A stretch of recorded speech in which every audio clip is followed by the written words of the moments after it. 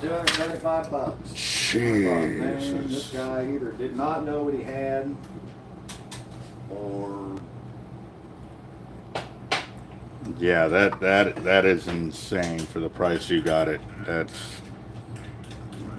that's like I said, it looked pretty rough when I got it. yeah, but the way it turned out, Oh, I yeah. mean, wow, that thing is immaculate. Nothing's cracked. I mean, and I sent it to a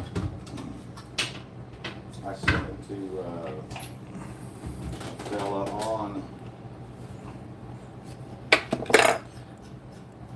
one of them pin pages. Mm-hmm. And had him go through, service it.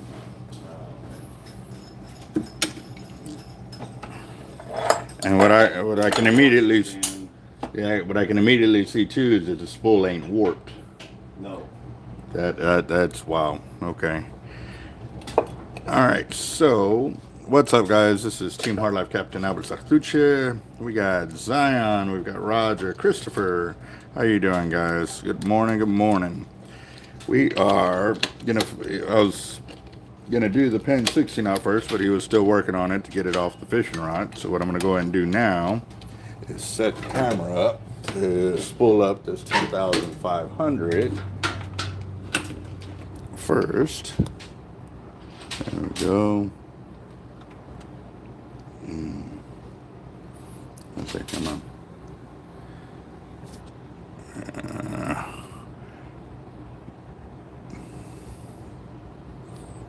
Come on. All right, let's see. Roger, what's up, guys? Craig, how you doing? Oscar, Christopher, yep. Let's see. All right, so on this 10.5, what are you looking at to spool it up with? I find 65 pounds. Okay. And top shot it with 80 or 100 at least? Yeah, whatever you think is best for it. How do you plan on fishing this? It's just gonna be cast out. Just cast out? Okay. Well, there's a lot of big shark up close too, so yeah, it'll be a good thing. Okay, on the 65, I've got blue. I got blue, red,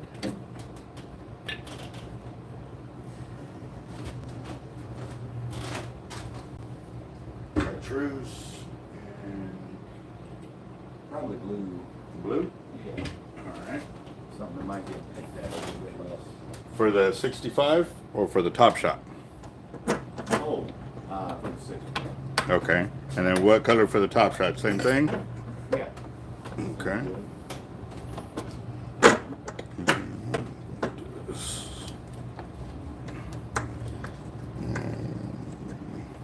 Yes, sir. I'm going to go and start this video with spinning, and I don't know why my phone keeps doing this. It's trying to get it to zoom in, but it wants to keep telling me to rotate my reel or the camera. There we go. We got that. So he wants 65, which 65 only comes in tight line braid with us, and we're doing it in blue.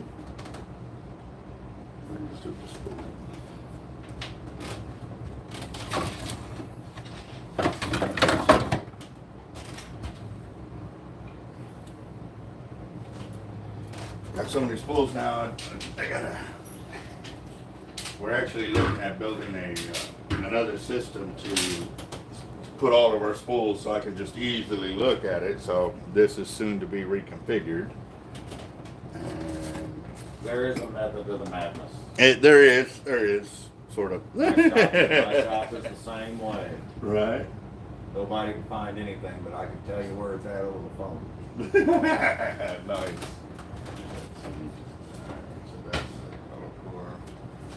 Okay, maybe I don't have blue in 65.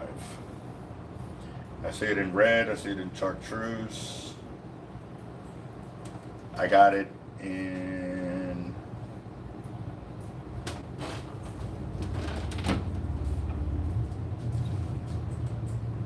red get pecked that much? The what? Red color get pecked that much? No. I've had cut-offs, just, Well, that was one of the conversations I had the other day. red seemed to be cut off a lot more than anything else. No, I've fished with guys using red, with dark green, with blue, with black, clear, high vis pink, or pink, clear line and stuff like that. And me with my bright line, this one particular day, there was a lot of cutoffs. I actually held my lines in the water a lot longer than everybody else that didn't have a bright line. I told them, look, proof's right here. Like right here, we're all in here, Right. and everybody with dark lines got cut off. So I'll go with red. That's why I've always steered away from it, but I'll take red. okay, and red really ain't that bright in comparison. They say red's one of the first colors that disappears the further it goes down. Well, and that's why your hooks are red, a lot of red hooks and shit like that, it's just because. Mm-hmm. Yep. It's supposed to, at least anyways in the catfish Right. deal, they're supposed to not be able to see red. Hmm. Oh, deal. All right, guys. So because he wants 65-pound test, tightline braid is the only braid that I have that has 65, and it is hollow core. So we're going to start out with this, and we're going to see how this goes. Okay.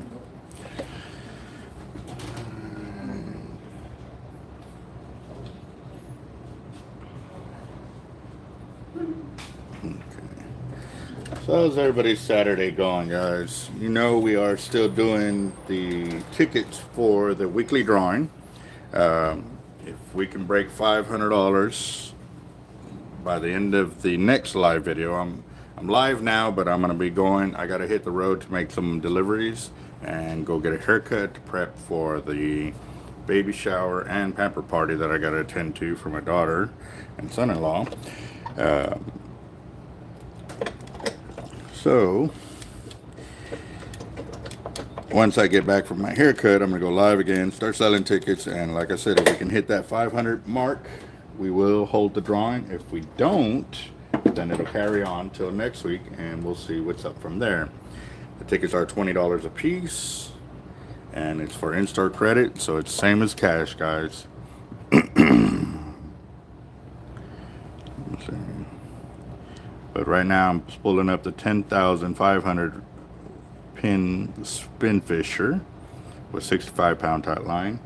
And then we're going to top shot it with 80. And the 80 you want it in blue? The 80-pound you want in blue, or 100-pound in blue?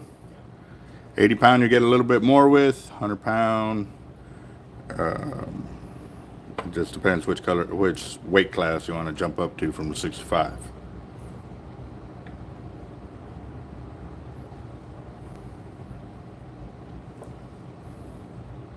Well,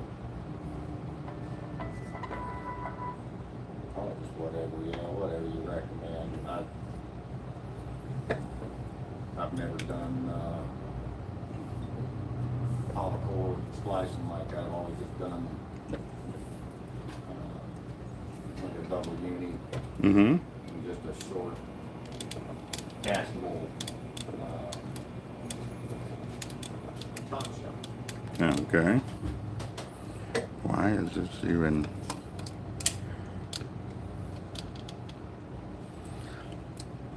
It shouldn't even that be unlevel if y'all are noticing that. We'll see if it... Okay, a bit better. Alright.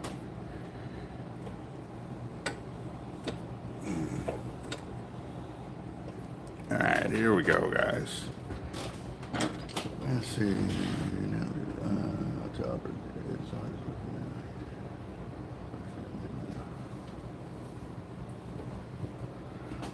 Yep, I'm doing the best I can to get caught up with all those comments from our 20,000 subscriber mark, that's for sure. And eventually I will. But I am going to work hard to definitely get those questions answered, or those comments answered, so I can get it off my board. Because as I showed y'all before on the the analytics, it brings up any comments that I haven't answered. So instead of going video to video, I can go straight to that app and go directly to those answers or those questions and get them answered up quickly, guys. That's how we keep track of everybody's comments, even though, you know, I got almost 2,800 videos posted up. It doesn't matter which video you comment to, I can find the comment and be able to answer it up and keep y'all informed and so forth. So, okay, I don't know, guys. I'm not liking the way it's vibrating like that. Let me check something real quick. Let me move this ball out of there. Just go straight to here.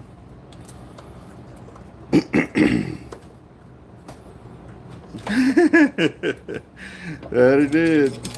Yeah, that looks a lot better right there.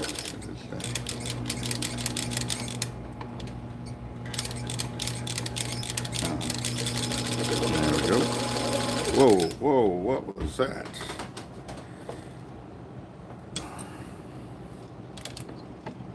Oh, this was, see, they found this and marked the line. This is one of the things I remember from Tightline when I went to their shop. They said if they ever found a bad splice or something like that, they mark it with black line or marker, kind of the way I do my 500 yard or 1,000 yard points on my reel. And what they're supposed to do is cut this line out and start a new spool. Well, it looks like they missed this one right there. So I did talk to Jeff the other day when I found that first one, and we've got a video coming up. He is implementing a new system he's paid a ton of money for, and what it's supposed to do, it'll be lasers that go over the line, so as it's getting spooled onto the main spools, it'll catch these and it'll automatically stop the machine so they can sit there and cut it, and then it'll, you know, rack up and do a new spool. So I'm actually going to do a side-by-side video so y'all can see it in work, and I'm excited for that because that's pretty cool that a company is that committed to the quality of their product, that they're spending that kind of money to make sure that everything they do put out is at the top of its game, you know what I mean? And just like the, you know, Cortland that I deal with too, anytime I have any kind of problem or concern, you know, I'm able to contact them directly and, you know, send them the video or comment, and, you know, they overnight the gear that we need, so that customer is not waiting any more time than they have to. So like I said, you know, that's why I love these two companies. They are really, really putting their best foot forward to take care of their customers. So right now, this is something that Jeff is on top of with Tightline Braid, and is thankful that we're able to find, you know, and report to him and let him know, hey, this and this is what's going on, because most of the shops will not care what they find in a spool. They just will spool it up and then you find it when you are fishing. So they are very appreciative of me willing to put forth the extra effort to find these, you know, defects in the line and let them know, so that way they can fix it and keep their line at the top of the game.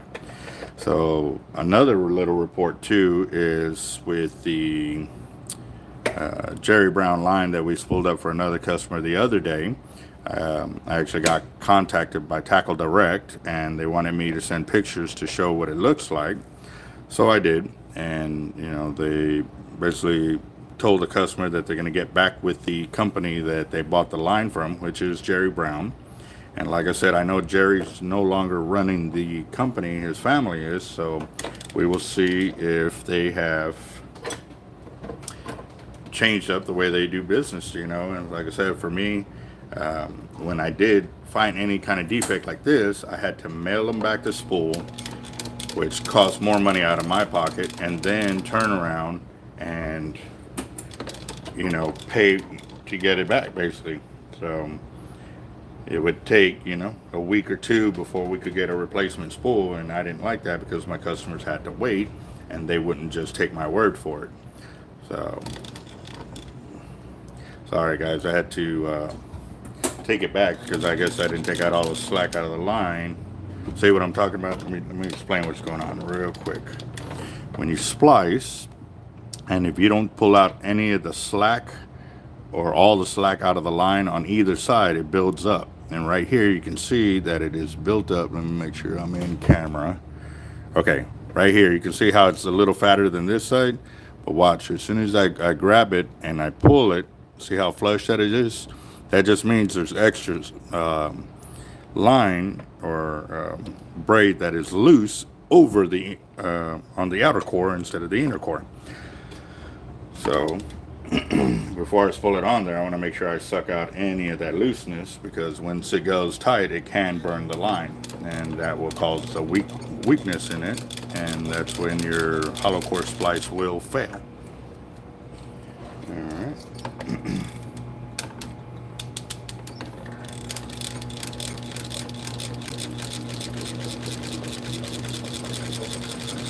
How you doing, James? Yes, sir. A lot of people come into my shop thinking that they're just going to buy one thing, and they end up leaving with a bunch of knowledge, and that's what we pride ourselves on, is sharing the knowledge, guys, and really truly getting to know our customers, so that way they know that whatever they're getting into is exactly what they need for their fishing ability, and or which way they want to go with their fishing.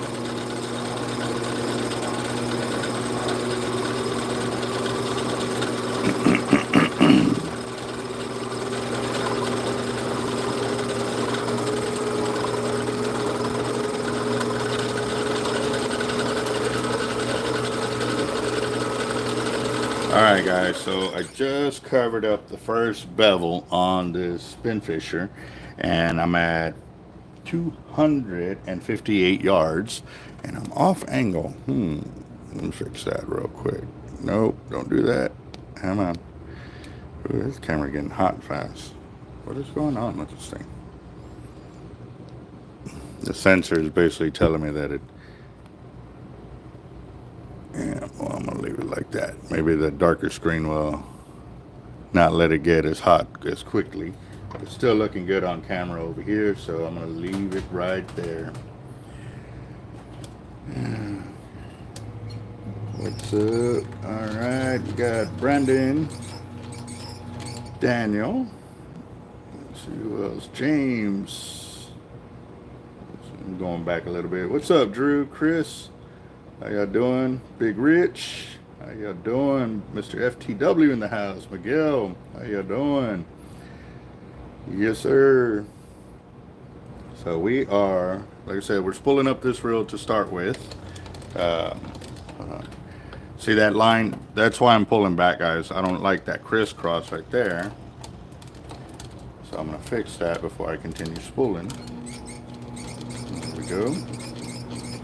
If you ever see that while you're spooling your braid, just realize you are gapping out your line more than it should be, and you won't get the best line capacity. When you're spooling up, as you see how fast the spool is spinning, but how slow I'm going back and forth, that helps me pack on a lot more line and line capacity, and it'll help you too, especially if you're out there fishing. You can ensure you got the best line capacity that the reel has to offer with the line class that you are using.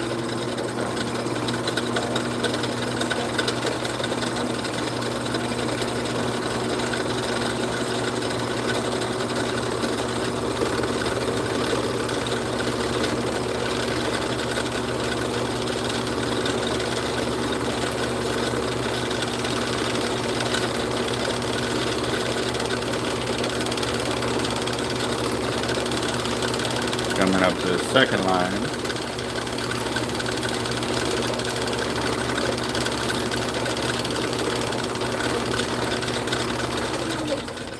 Alright guys, second line is covered, and I'm at 481 yards of braid. We'll say 480 because technically right now I've got a lot of line over here, so we'll say 480 yards for the second one right there. And what I'm going to go ahead and do is I'm going to go ahead and cut right here. Well, actually, before I do, normally with reels like this that they have the dividers for the first gap, second gap, third gap. When they change the braids like that from a backing braid to a top shot braid, I normally cut it right there so that way they always know that when they come fill back up again, that they have 480 yards at that mark. You know what I mean? So that way we don't always have to down spool it to raise spool it to give you a line capacity. We can go pretty much right to that mark. Right. And then top shot it from there, and that way too it gives you enough so when you're casting out and you break off a few times, you're not working into your backing. The backing is what you want to never touch until you're hooked up to a monster fish. That way you can sit there and play and know that it's perfectly good line and stuff like that. Okay. Yeah. Go and go that way. Let's do that. Okay. So for the 80-pound then, which color would you like? I've got pink, I got chartreuse, I've got red, blue, I believe I have orange, and yeah, I don't have white. That will be the blue. Blue? Yeah. All right. There's not a difference in it. I'm blind. I don't think that up. I don't think this spool has enough to do the top shot. Don't worry, I've got another spool of 80. Yep, right behind that. All right, guys. So what we're gonna do? We're gonna go. Oh well, actually, I got two colors of 80. I got a dark blue and I got a light blue. Probably dark. You want dark? Okay. So just so I can show y'all guys, this is tightline braid right here in the blue, and then this is Cortland braid over here in the blue. So depending on where people are fishing, you know, some like the light, some like the dark. So at least we got two to choose from. So. All right, let's see. Where do you get your line?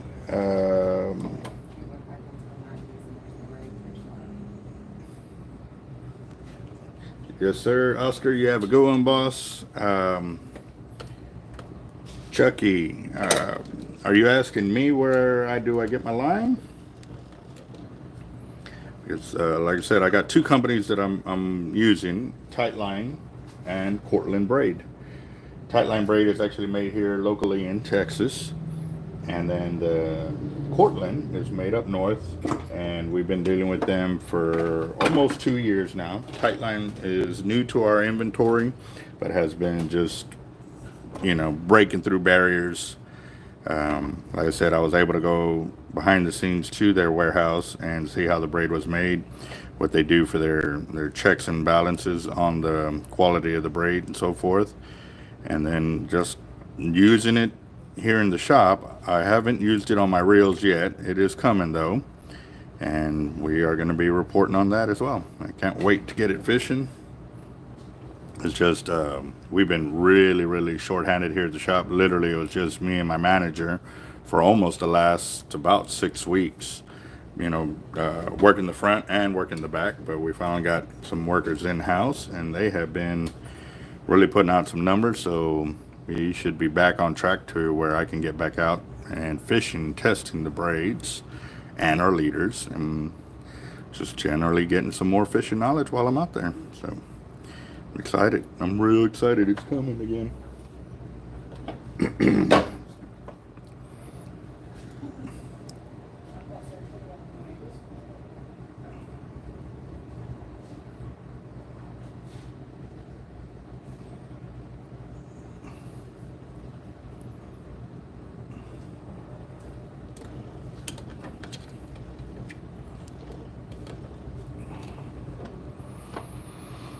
I think it's coffee time. Pedro, what's up, boss? How you doing? It is Saturday, and we're filling up a Spinfisher 10,500. We started out with 65-pound tight line, and then we're going to 80-pound tight line because the customer wanted 65 specifically. If you had wanted 60, we could have probably did this in the Cortland braid as well. And just making sure I don't have any slack line on either side. And we are good to go. But yeah, there's the splice right there, guys. This looks very awesome.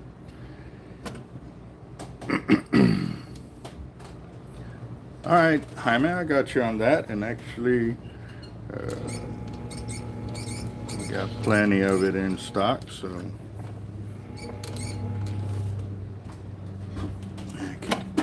this little pigtail, I've lost it probably like 4 or 5 times, and I always find it because it's somewhere here on the counter, but that's why we don't run a pet shop, because obviously we would if it was a snake, we'd have already gotten bit many times over. So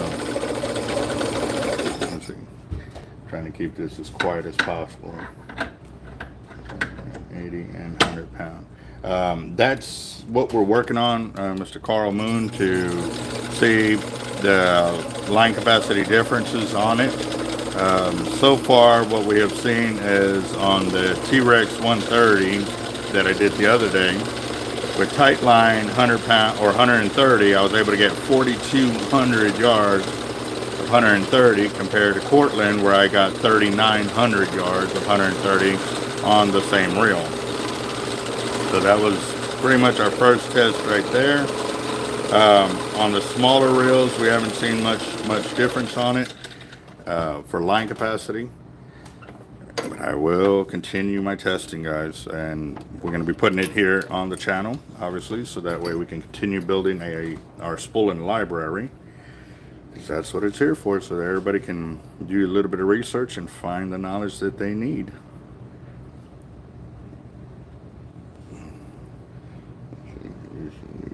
So what kind of snake? Right? Yeah, well, shoot, dude. It would be all kinds of snakes over here, right? Just all depends on the size of gear that we're looking for. That probably would have been like a little grass snake right there, but the other day when I was looking for my big old, what was I looking for? My crimpers. Big old black set of crimpers, man. That would have been, yeah, that'd have been a big snake. And it was sitting right there in front of me, and I showed you on video. Like, man, it's crazy. But they're right there. All right, so total line, we had 654 yards of line on this one. So 480 of 65, and then the top shot took us to 653. I'm gonna need to get a pin real quick, guys.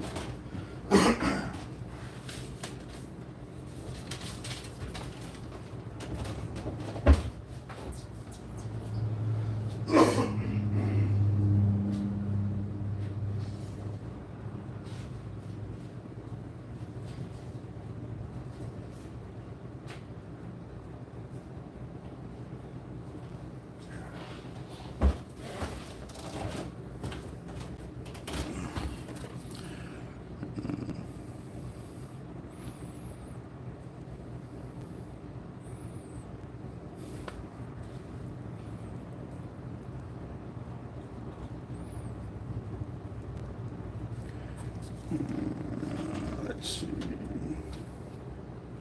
Total. I'll come back and finish that that math here in a bit. 54. So yeah, I'll do the math here in a little bit and figure that out. All right, so this one's done, and now y'all get to see the reel that I put in the video that we were going to be doing today. This thing is beautiful, really beautiful.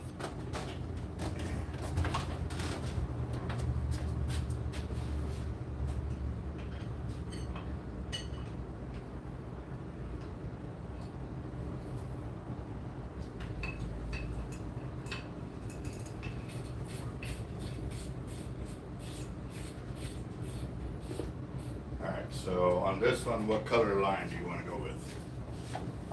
I got blue, orange, chartreuse.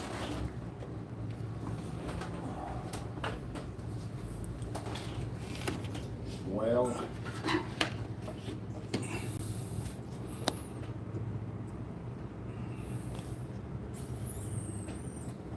looking to get maybe 1,500 yards on it altogether.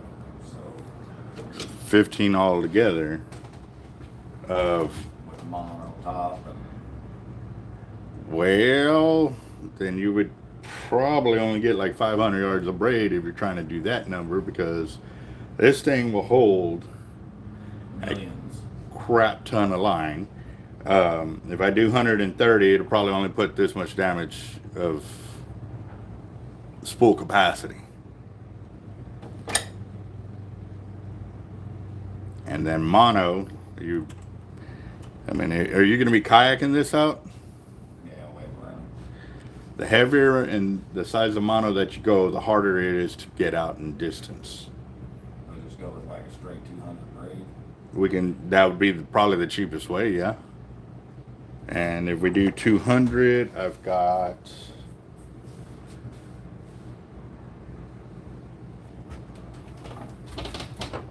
Hell, I mean, if we're going with all braid, do you have like a 250? no, I don't.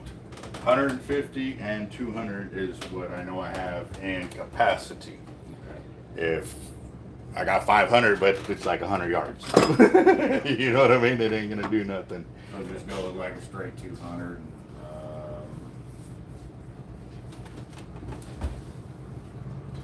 I've got 200 in Cortland, right there, and it is blue. So. Okay. So this is what we're going to be going with right there. This is 2,500 yards, which should be, but you're still going to stay to 1,500, or are you going to try and? Yeah, just go ahead and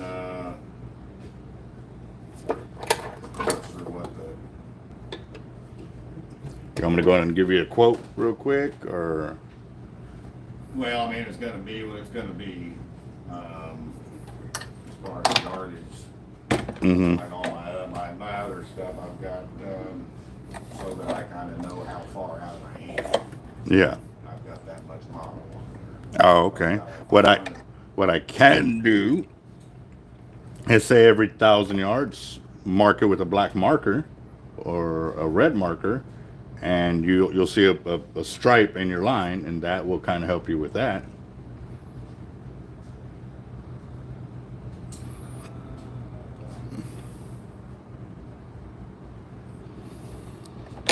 And I like some kind of mono top on it.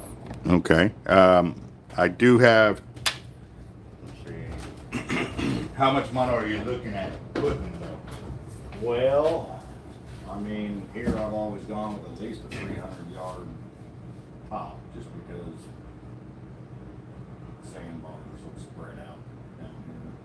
Well, see, did you see the video where I followed my hollow core out when I got cut off? I was working out of the back of my truck. I didn't have a rack. So literally the rod was sitting halfway out of the rail on, my tundra that's right here by the door. I don't have a lift or anything, so it would have been like putting a rod in a PVC. Right. I took the kayak out with a camera, and over the third bar, which is 1,200 feet out, I was past Ball Pier, and the line was only a foot under the water. It doesn't sit on the bottom. It actually sits mid-water column, so you're not going to get eaten up by the sandbars. And it's deeper down. Exactly. Yeah. That's I'm why used I'm. to being up Galveston Surfside, Freeport, up in there. Yeah, and even then too, over there, I use mines. The only with straight braid. The only place I don't like is Sargent, because there, the one spot we did pick, we got cut off 13 times in several hours. But I've even talked to guys using heavy mono, and they got cut off crazy like that too, off that same beach. So can't really, there's not really 100% way to fix that problem of getting cut off. Right. But you're doing it because you want yardage, so you understand where you're at. Yeah, that's really the only reason I did it. Yeah, to counteract that one, marking the line is the only other way. Or I splice from one color 200 to another color 200, and there's no knot, it's still a hollow core splice, and I can do it that way too.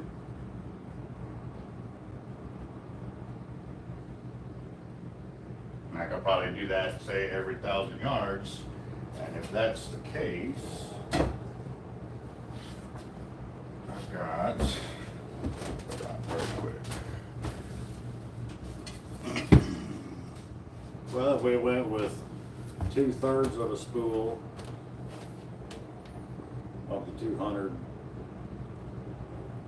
braid, Mm-hmm. and then did the last third in mono, Mm-hmm.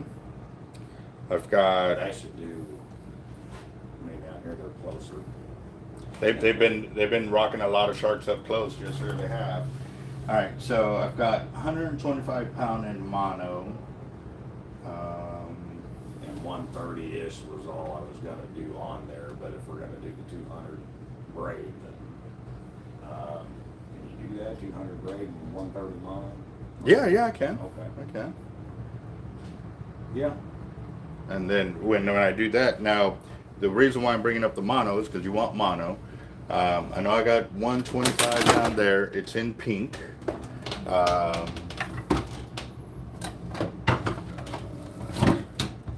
And color, it don't matter on color.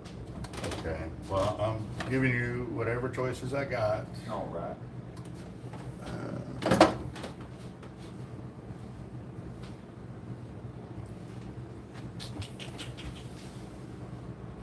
This mono out here, not for use, Which mono? you got us. Oh, okay. Yeah, on these pools, yes. This is 200. Each one of these is 200. But you see the super thickness on it? Yeah. Well, if I put 2/3 of a spool of 200-pound braid, Yeah. that's good. It's still going to be plenty. What I'm talking about is when you go to kayak this house. I just, Oh, I graduated. Okay. Oh, but you should have started with that. I graduated from the kayak. The last time I came down here was during the building, and I made it 100 yards. But it was 7 and 8 foot. It was up there, Surfside. Okay. Well, you should And I have. said, Well, I got a jet ski. I drove this far to drop a bait. I'm dropping it. I don't give a shit how tall breakers are in it as far as I can see. It's right in the middle. Yeah. All right. So I've got black, I got pink, and I got rainbow.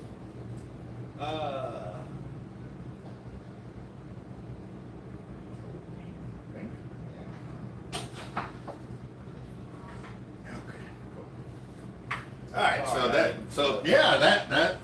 That bit of, because I kept saying kayaking. Well, okay, I've always good. done the kayak, and this year I said, I'm gonna try different round. Yeah, you and me both. I've actually done the same thing. I'm looking into getting jet skis as well. All right, guys. So we've had a big change in knowledge of what's going on. He's not kayak. He is kayaking, but not kayaking. He is going to be taking these baits out, but he's using a jet ski. So the thickness in mono really won't matter. Now, granted, too, when you're taking the bait out and stuff, make sure you have it tied to something, because that's going to be some weight, and then trying to hold, trying to drive and hold it at the same time and stuff. Yeah, that's a big one there. So, all right, cool. So he's going to be jet skiing his bait. So the size of the mono really won't matter. I was passing on that knowledge, and just now he just shared with me that he has a jet ski. So you should have started with that first. My bad. So, all right, guys, cool. Now I was really worried about that. Like I wanted you to reach your distances, but not be held back because of the line and stuff like that. So, yeah. Distance. No, well, yeah, but he was thrown on 200-pound mono.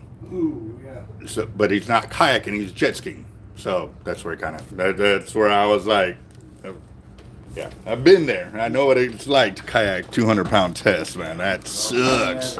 Still gonna be a lot of line either way. Oh yeah, no, it is. But I was worried about the, getting the bait out distance on that. Not that the reel couldn't hold the distance. It was you getting out and getting into water that you were trying to get into. But now that I know he's got a jet ski, that's okay. Got you. I got it. No worries. All right. All right. Let's see. All right, guys. What's up? I missed a bunch of the conversation going on. Let's see, go back a little bit. Okay, hold on, I gotta go back a little bit. I missed quite a bit of what the conversation was about, guys. Give me a second. I'm trying to put this full on here. We're gonna be using the 200-pound master braid, which is 12 strand of the Cortland braid, which is still spliceable, which is great. So I'm going to get this set up here, and then I will catch up on a little bit of the comments while I'm doing my splice. Reset my line counter. Like that. All right.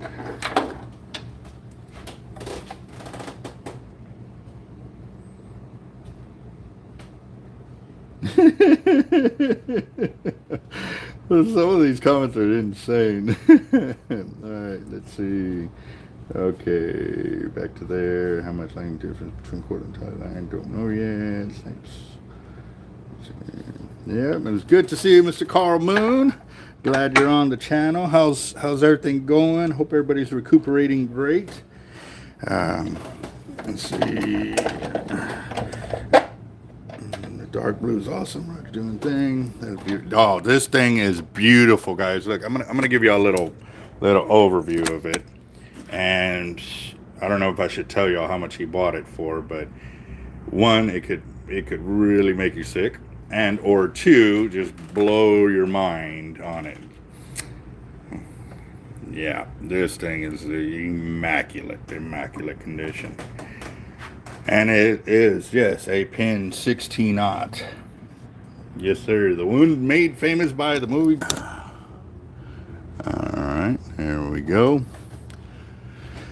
Oh, man. Yes, sir. So, John Holiday, what's up? Cobra, Kane. There was tight line on the spinning reel. Right now we're going with Cortland. Yes, sir. Beautiful A. True. I think that's something like that. Newbie to the coast of relate to the solar. Comment. My fish eat your fish. Same. True that. I remember my buddy in the Marine Corps when we were talking. We really hit it off because both of us fish, but he said freshwater and I said saltwater, and I was like, well, what's your biggest fish? And he's like, oh man, I caught this monster bass. You know, that was like, 10 or it was. I want to say it was 10 pounds, and I was like, Jesus, that's huge for a bass. I've never caught one more than a couple of pounds. And he's like, and you? And I say, well, let me put it to you this way. I'd use your bass for bait if I could. He said, the what? I was like, yeah. I was like, I use, 30, 40-pound baits when I go shark fishing. So, yeah, definitely a whole different monster right there. And yes, this year and last year, I've really been expanding my repertoire of what I am fishing for and stuff like that. There, I might set up. Where's this guy who told me not to worry about yeah. Good morning, everybody. It is a beautiful Saturday. We've got some scattered thunderstorms in the forecast. I know a few guys that are heading out fishing, some that are already out there. I haven't gotten any reports back in from the ones that are currently out there, so we will keep checking in, but I know I've got to go make some deliveries, and like I said, I've got a real tight schedule today. For MXL Raptors, I've got purple, black, red, and blue. Purple, red, black, and blue for MXL Raptors in stock right now, guys. Let's see.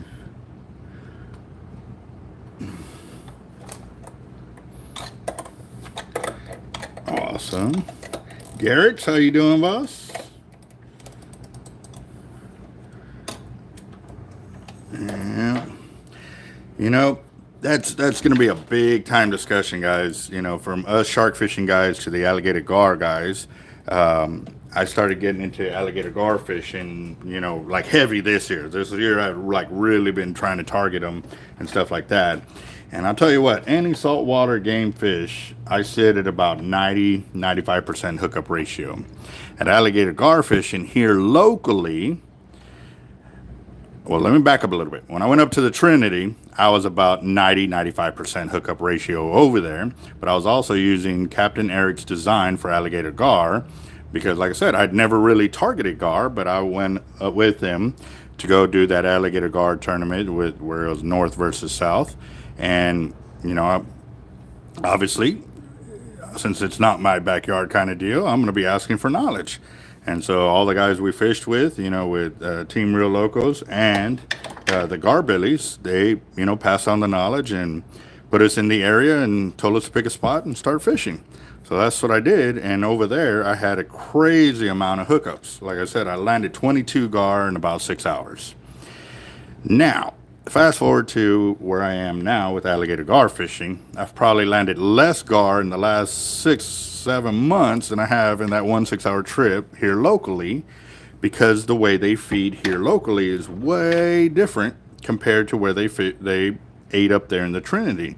And I think a lot of it has to do with the amount of current that was out there. We were fishing a small river, and since there was a lot of current in that river, it probably forced the gar to not sit there and play with it as much as it does here down in the lakes. That's my theory on it, because even the guys that I talk to, you know, in areas that fish rivers like that, that's their same theory as well. Now, I have not fished bigger lakes off a boat or anything like that yet, so I don't have any theories on that. But Capt.Eric Hernandez with Team Real Locos, which is another great YouTube channel here, so if y'all haven't subscribed to them, check them out, because if y'all like the intros to, or the introduction music to my channel, that's where it came from. It's definitely, you know, I'm sitting probably at about a 5 to 10% hookup ratio for alligator gar here locally compared to when I went to the Trinity. So yeah, when it comes to shark fishing, that's a whole different monster. I know I'm on my game there, but over here with alligator gars, they are still teasing the living crap out of me. But I am not giving up. I'm one of them hard-headed guys that will beat my head against the wall until I break through. Small treble hooks. For here locally or up at the Trinity? Anywhere. I hit gar up in the river. Mm-hmm. You want to hit them. That way you can eat them. Yeah. Use little bitty treble hooks. But little. Yeah. That way they can just inhale it. Well, what we've been doing too is I tried smaller treble hooks. I've tried J hooks. I've tried Kale hooks. I've tried circle hooks. I've tried using coated cable real thin. I've tried using mono, braided lines. Like, I'm trying a whole bunch of different things, Yeah. but they are one of the trickiest fish here locally to hit. But like I said, when I fish the rivers, I have more luck fishing rivers than I do fishing a lake. When the lake, actually, this last tournament, had one take off running for his first run, picked up the bait and took off with it, and nearly spooled my LX Raptor and never stopped one time. So it got to the point that I had almost no line to fight the fish. I said, I got to do something. It's either he's on or he's not. If he's on, then I need something to be able to fight him for a little bit, or he's going to break me off at the knot or whatever. So I set the hook. He was on for a split second, and then he was off. And I was like, and I was using double trebles. So for me, I am trying to fish these areas without my underwater camera, because I've also learned too, a lot of the areas that we do fish for alligator gar, there's a lot of trees, there's a lot of structure, and you lose a lot of gear. So I'm trying to find an area where I can fish for gar without losing a lot of gar, so I can start throwing my underwater camera and see if it's actually them picking it up, or maybe they're just bumping into the line. Right. You know, maybe right there on their snout, and they just catch the line and keep going. And since we have it so light, they don't feel it. Yeah. I have ever.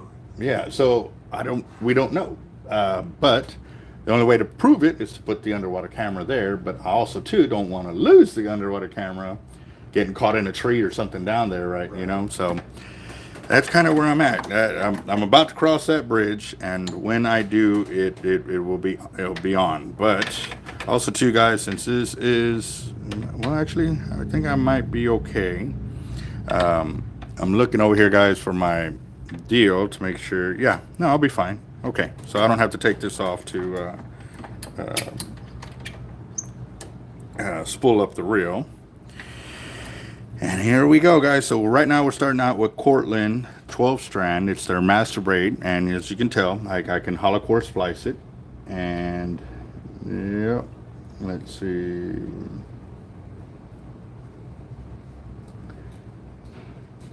Gotcha. Let's see. Yeah, I'm definitely gonna. Y'all been going at it over here. Yes, sir. The 60 knot is awesome. Great condition and stuff like that. And I tell you what, yes, for me, fishing, you know, I've developed a knack for hooking up big fish and or a lot of fish, and these alligator gar are just not cooperating. So, also too, guys, I want y'all to also pay attention to this. Hold on real quick. Let me get my line where I need it set. Okay, so right here, I'm spooling up this is what Cortland considers to be their solid braid. It is a 12 strand, but I want y'all remember the video where I did the Jerry Brown the other day. I want y'all to see how this lays in comparison to an actual considered hollow core braid compared to this solid braid by Cortland. This is really going to blow your mind, guys. The only bad thing about this is their 12 strand, which they consider their solid braid, is only made in certain weights, 100 pound and above. So here we go. I'm going to go and get it done, and just keep an eye on that, guys. So we'll definitely going to keep rocking it, and we're going to go 2/3 of the way up on this reel for the oh, that's what I forgot. Oh, you know what? It's okay. Okay, so what I was just about to say is on other reels, they have the little notch here, and this is supposed to give the guys that when they tie monofilament or something to it, that they can kind of lock their knot into. Well, other reels have a mushroom, and that mushroom head, it scares me because that edge right there of that mushroom top. So what I learned to do is when I do my hollow core splice over here, or I tie my braid, what I do is I stuff it on both sides of that mushroom, so that way I can block that off and it's on the knot, and not like what I did right here with the braid and go around it. But since this is a straight stem up, it has nothing to catch on to, so I'm not worried about if you ever got down to that position. So just a little heads up on that, guys. But as you can see, that braid is just laying so awesome. So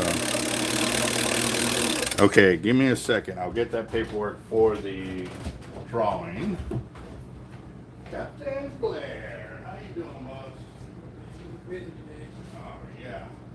And I've cut the braid, the cable, but I haven't done the crimping yet because I also hired 6 new people. So I've been trying to train them all in specific jobs. Yeah. I've got your hooks there, I got swivels there, I got it all there. I just got to put it together and crimp it. So.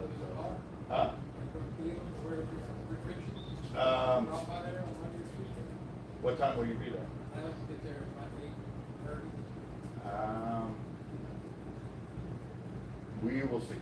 I'll see. I'll call you. If not, maybe I can meet you throughout the day and stuff like that. So. Okay. All right, Blair. You have a good one. Good seeing you, boss. And I don't know, but some people have been picking up your brochure, and I told them that that's an old brochure, but that to get with you because I know you were updating a bunch of Get stuff. ready, man. Yeah, so. Sure, real quick.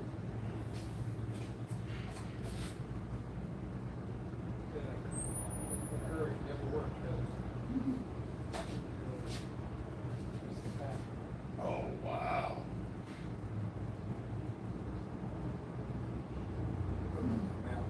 Yeah.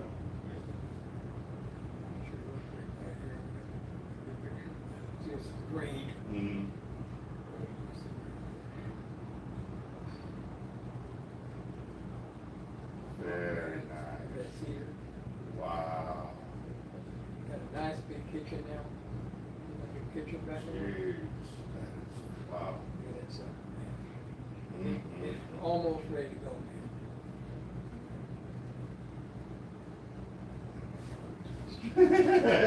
Well, when are you gonna start doing your trips? Do you have an idea on that? Everything's having a hard time now because I'm moving to another spot Uh-huh.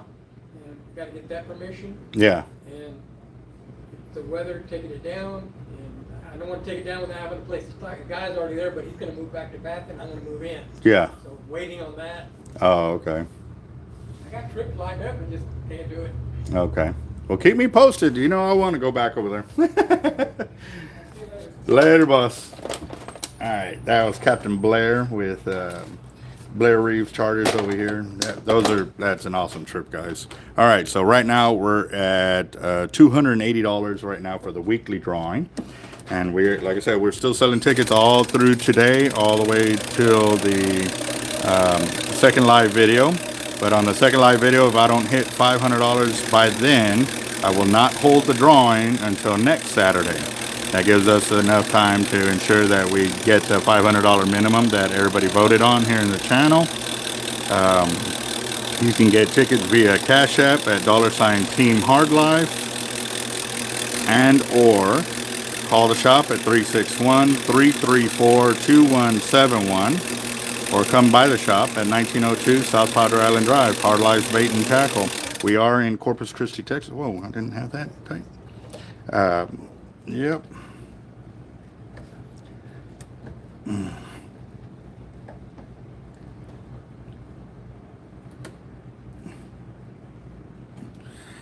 Alright, so there we go. Right now he wants to get like a minimum of like 1,500 yards total for the reel, and with 200-pound test, it's going to become very close. So what he is saying is to fill it up 2/3 of the way, which will be about right here, with braid, and then the rest will be with mono. He's doing that so that way he can get that's a good top shot for fishing up against the bars and stuff like that, and also too, so he got the line capacity check for when he's kayaking out baits or whatever. So.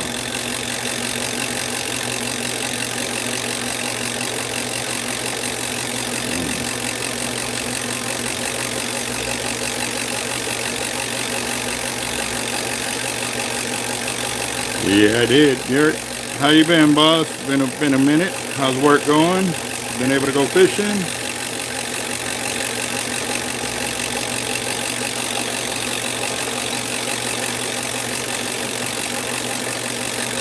All right, hold on real quick. For some reason, my video was lagging behind, so I had to get it to fast forward to where we are now. So. What's up, CJ? How you doing, boss? Whoa. Came off of there. Let me fix that. But even then, guys, like I said, you can see right here, there's no gappage, you know, as it was doing with that 130 over here. And this is 200 pound. It should be easier to see a gap, and you hardly see any of the black holes that were left by that other line. So that shows you how Cortland has really, you know, set up their braided lines to really fill up reels for line capacity.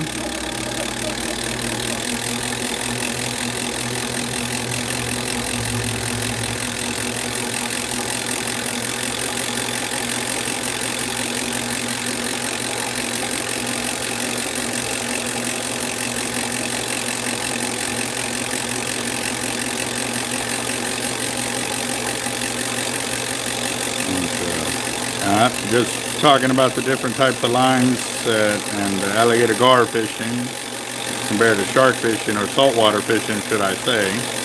And you're going to notice now that I'm going to start, when the line on my main spooling machine is going left, I'm going to start going left because the spool is so big.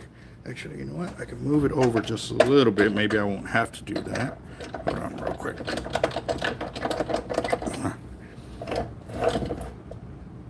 Okay, what I'm trying to do is line up my spool with a spool over here, so that when I go right or I go left, it won't pop off my spooler, my line holder over here like it did a little while ago. So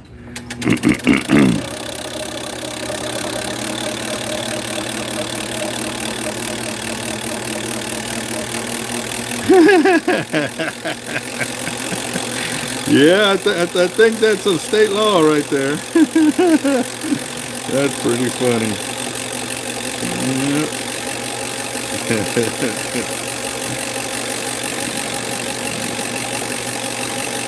Yes, sir. You and me both, boss. It's been too long. I might not know how to act once I get out there. I might fall on my back and do a sand angel since I ain't been on the sand in so long.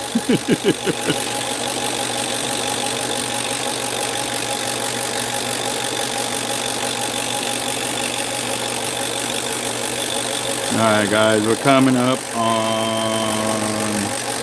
that's 300 yards of 200-pound test line on this 16 knot, and it is looking really nice. So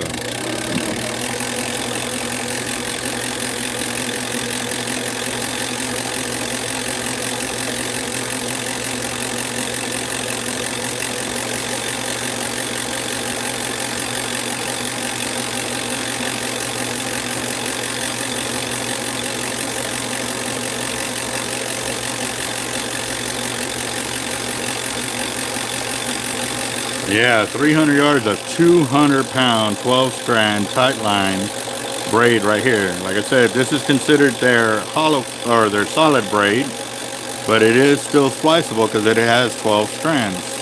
So that's one good thing about it right there.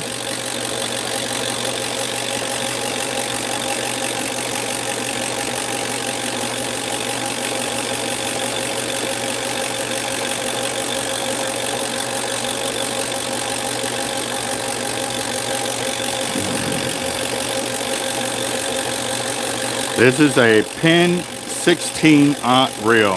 It's the same one used in the Mui Jaws, but in the Mui Jaws they had it on a Fenwick rod. That was an unlimited class rod in the movie. And they were, don't remember if they were using mono or Dacron in the movie, but I want to say it was mono. Yep, Penn Senator 16-aught. Yes, sir.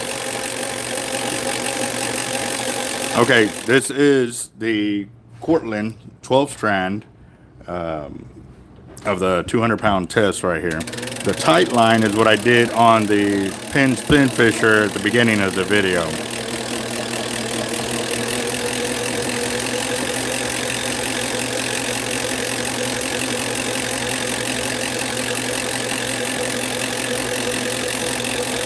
We're coming up on 600 yards.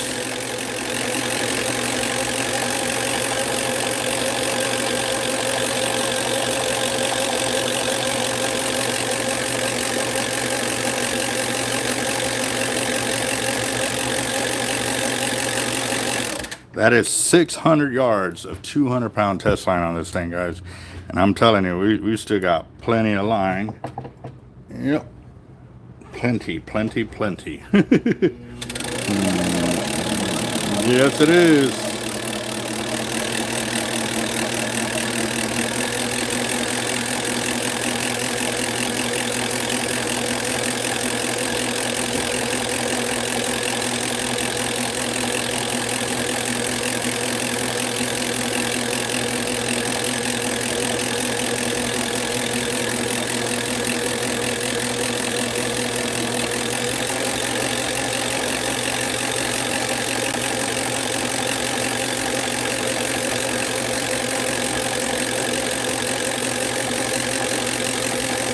Well, we're not going to completely fill it up with the tight line braid, guys.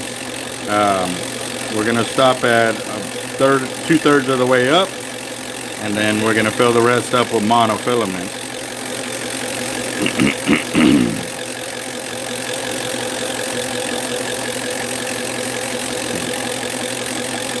But we're coming up on 800 yards.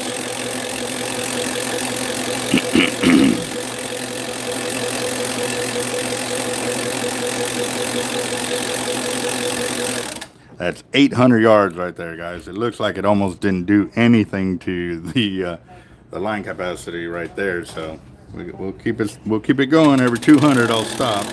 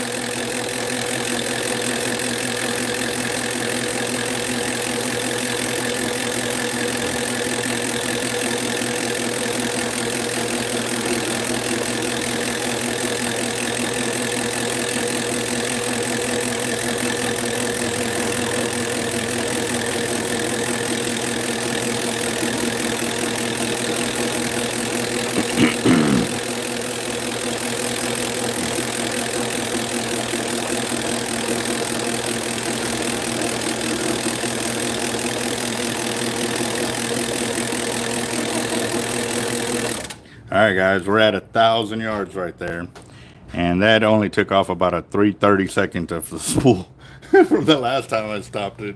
All right, I'm thinking we'll probably stop probably another ½ inch up to give you that 2/3, and then we can do the rest in mono. Okay. All right. Yeah. Think that'd get about 500 yards a mile? Oh, no. Well, I don't have a whole lot of experience filling up 60 knots. This is probably my 8th or 10th one. There ain't a whole lot of information. And yeah, there's not. And most of the time when I've been filling up for the guys, it's to store it. So what we've been doing is putting like a lot of cardboard in the center, and then we fill the top end up with mono real light, just so it doesn't warp the spool, just so they can put it up on their wall and show that it's filled up, but it's a false fill. Right. I know another guy, we actually did fill up his reel with braid and mono, but it was probably 2 years ago. So I know there's a video on it. I just don't remember if it was the same weight class of line or anything like that. I was So wondering if, so there's 1,000 yards. there's on there. 1,000 right now. If we stopped there and just filled the rest up with mono, That could get you that 500. that'd be close. Yeah. Let's go ahead and do that.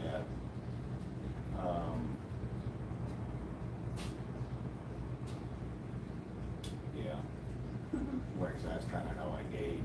Okay. If I'm So by myself or with somebody, then I can kind of know where I'm at. Usually it's just holding the radio. Let me know when you start seeing braid, okay. and then I know kind of where I'm at. Okay. All right, so one of the guys put on here, Penn rate stem at 1,000 yards of 130-pound mono. We're doing 200-pound mono on the top shot, so with that, take it down to like 700 yards, 600 yards, or 500 yards. You know what I mean? We'll find out, but now if somebody comes in with something like this and wants to fill it up, What would be cool is if we had a reel that we can sit here with it for a few months to play with it, you know, spool it up, down spool it, pull it, spool it. And that's all we would be doing is just spooling it up and down spooling it. But to be able to put it in the library. So, you know, we haven't ran into that yet. So, all right, then guys. I go for longevity, not the, so that 200-pound mono and that 200-pound braid ought to be good at raising resistance. Yes, sir. Yeah, yeah. I know the drag ain't but 30 pounds. He upgraded it, it might be 35, just depends on where I'm at in the stool.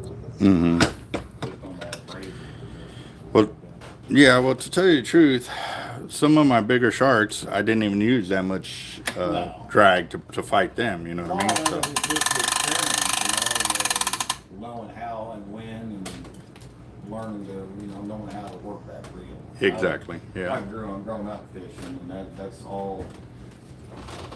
You got to toy with that drag. Set it and forget it. Yeah, yep. Always different. Yes, sir. Now Yes. they jar, yeah, you just use a little piece of liver, Mm, hand it so you can get the way to cut it with my yeah. and then it would just, you know, they doze it long enough, and then once they get it, Yeah. That's it. And there's But what, very few missed. yeah, but what size are you targeting with that? Oh, yeah, yeah, no, I'm looking You're for, going for yeah, I'm going for, alligator jar. yeah, I'm going, for me, if I catch a small one, you know, 3 foot, maybe 4 foot, I'll keep it. But for the most part, I'm trying to target the biggest ones I can, just for the fight value, just so I can catch it and release it, you know. Right. So far my biggest is 6'7", and that was with Team Real Locos, Capt.Eric Hernandez. We went out to a spot, and yeah, so my I've big. seen quite a few caught off the beach here this last year, Yeah, it was outside of Galveston and even in South Padre, I've seen a few of them too. Mm-hmm. I know in I've actually been here in the Bay of Corpus Christi, or not Bay of Corpus Christi, over here in the Laguna Madre at the end of Flower Bluff before it hits the big bridge to go to the island. I've been there where a buddy of mine hit almost a 4-foot alligator gar right there. We were going for drum and reds, and he was using shrimp and fish bites the way we were, and he ends up catching an alligator gar right there. I'll be darned. I've seen a lot of things the last couple of years. You have a gar that they're catching on the surf side. Mm-hmm. You know, I didn't even know gar could do that. And then this alligator, there's been an alligator around quite a bit. I've seen people putting pictures on there of the alligator. Yep. Actually, a few years ago, Rattlesnakes. a few years ago, they caught about a 6-footer at the Lexington in the Bay of Corpus Christi. And then I also know too, when they were clearing a bunch of grass, they came up to this culvert over here in Flower Bluff, and there was like an 11 or 12 footer in the culvert. Massive alligator right there. And so they caught it, and they removed it from there and stuff like that. So they didn't kill it, which was cool. They just moved it to another spot, but can imagine. Just, Yeah, you know, yeah, there's sneaky.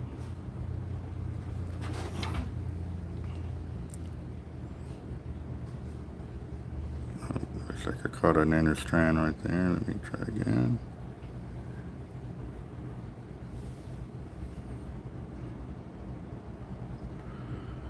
That's all I say, to the day, we're about to start looking.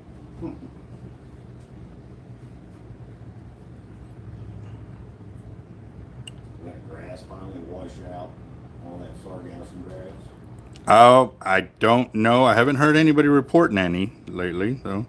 I know it wasn't really sargassum that they were having a problem with. There was another clear grass, like a clear seaweed kind of deal, and they were getting it by the tonnage on people's lines and stuff like that, and it was wiping them out. So that was a few week period that fishing was not even... Impossible. It was impossible. The only time you could fish was if you were actually out there, you know, searching the beach, you know, looking for a spot that was open. And they said it would only be open for a few hours and then it would close because the seaweed was moving. So you had to find those open spots and stuff like that. So,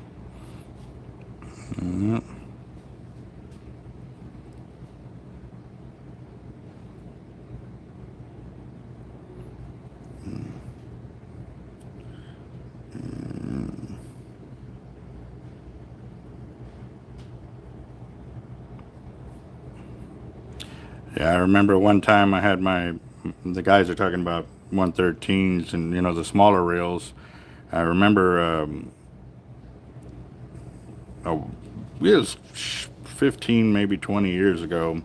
I was talking to a guy and they were talking about my drags were finally wearing out on my Penn 4-aught HLWs. And he's like, oh man, you got to get these smoothie drags, man. They don't have that jerk-like effect and stuff like that. It's real smooth and stuff like that. And I was like, oh, okay. And, you know, I was like, you can still lock it down. Oh, yeah, you can still lock it down and stuff like that. So I sent him like 3 or 4 reels and had him do it. And, man, he cleaned them up and buffed them out. And, man, they looked immaculate when I got it back. So I went fishing, and first big shark I hook into, I was sitting there tightening. I couldn't get it tight enough to put the drag I wanted on it. And I was like, dude, these drags suck, man. He goes, well, no, they're smooth. I was like, I don't want smooth. I want stopping power. Like, so I ended up changing them back to the regular drags and stuff like that. But yeah, I do remember that one. I was like, all it took was one fishing trip, one shark hookup to know that that's not what I wanted and stuff like that. So.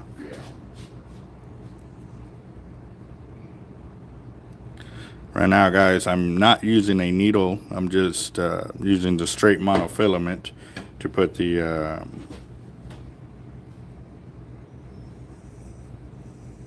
mono inside here. And I'm going to do a hollow core splice with the mono inside the braid here. And then I'll do a closeout knot and set it up. So we'll see how it goes.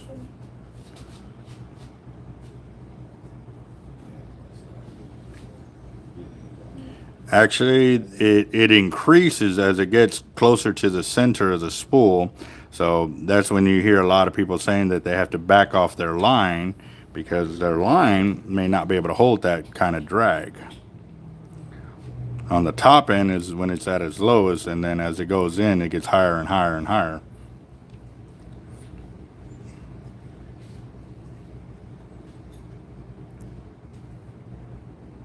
Before we go to the other place, can I put something in the middle one that kind of That's weird.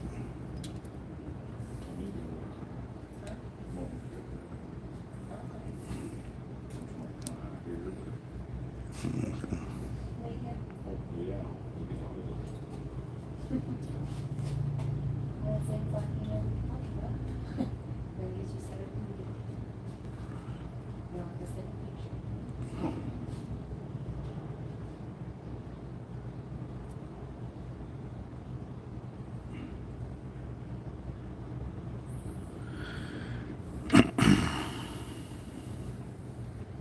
We just went down and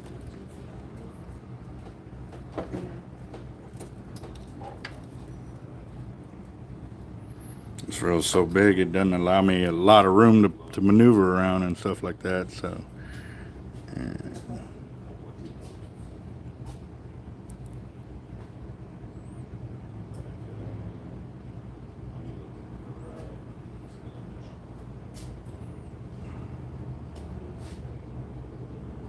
we very rarely do that.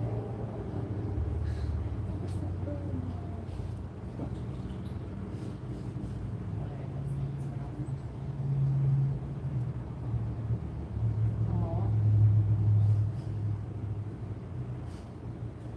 It's a dog. Like he's hiding underneath the blanket, but it's a wedding cake. It's pretty freaking cute. I'm almost about Like big 2 foot in. I'm just going a little further, guys, just because being a little precautious on this one.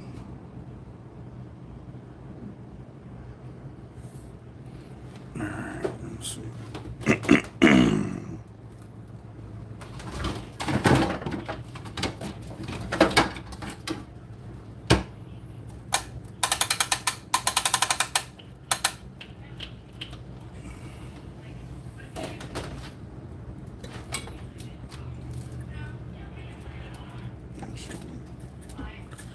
All right. Right here. All right. There we go. Let's see. All right.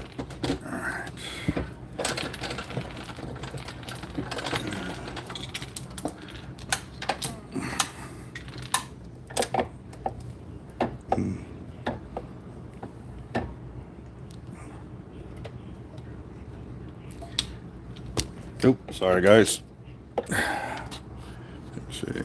Alright, so I'm gonna show y'all the splice that I'm gonna do.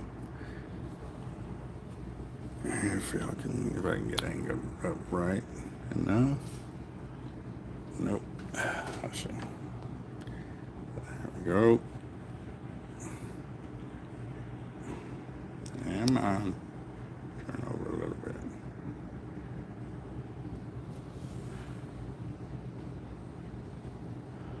Right there is the end. So what I'm going to do is I'm going to do a closeout knot right there. But I think it's too close, so it's blurring it out. Let me back up the camera a little bit. There we go. And turn it. Okay.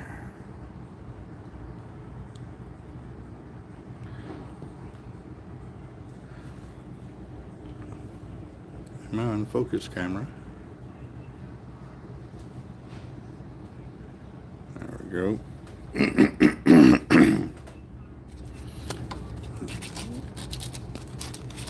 Just braids the line just a little bit so it creates a little bit of grip.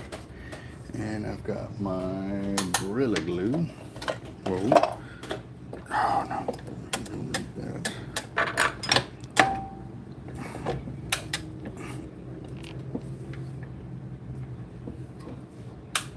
There we go. Okay.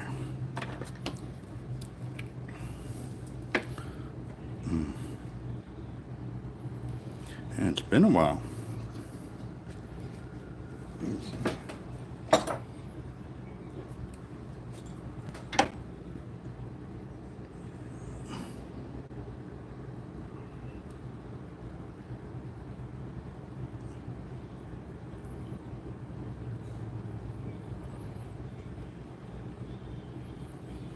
All right, here we go. Let's see.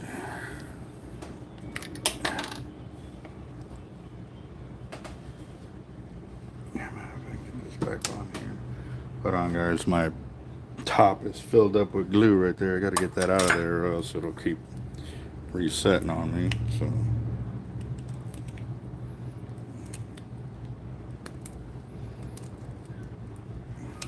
Yeah.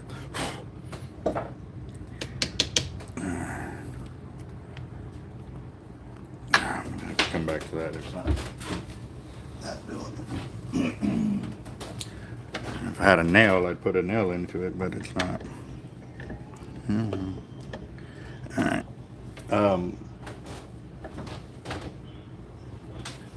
Whatever music that is, can y'all lower it down just a little bit, guys?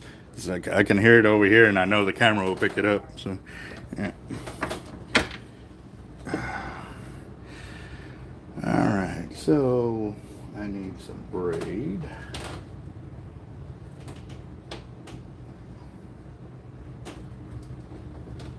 Yeah, it's been so long since I've done a hollow core splice. Find some thin braid to be able to do this with, and I got some. All right, here we go.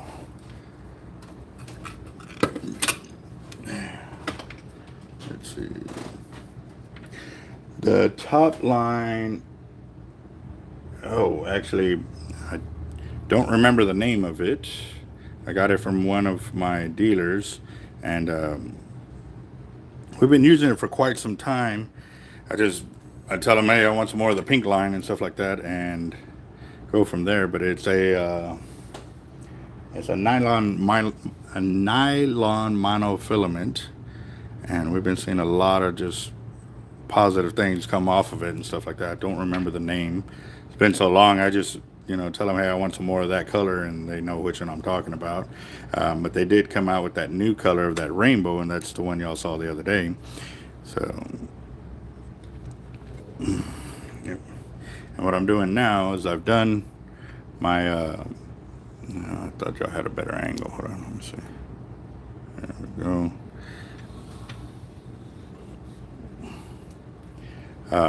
I've done my start. I did a half hitch on one and then a half hitch on the other line, and I'm actually doing them both at the same time. I'm half hitching them all the way up in the same direction, if I can keep my hands on it. So I can knock this out and go from there.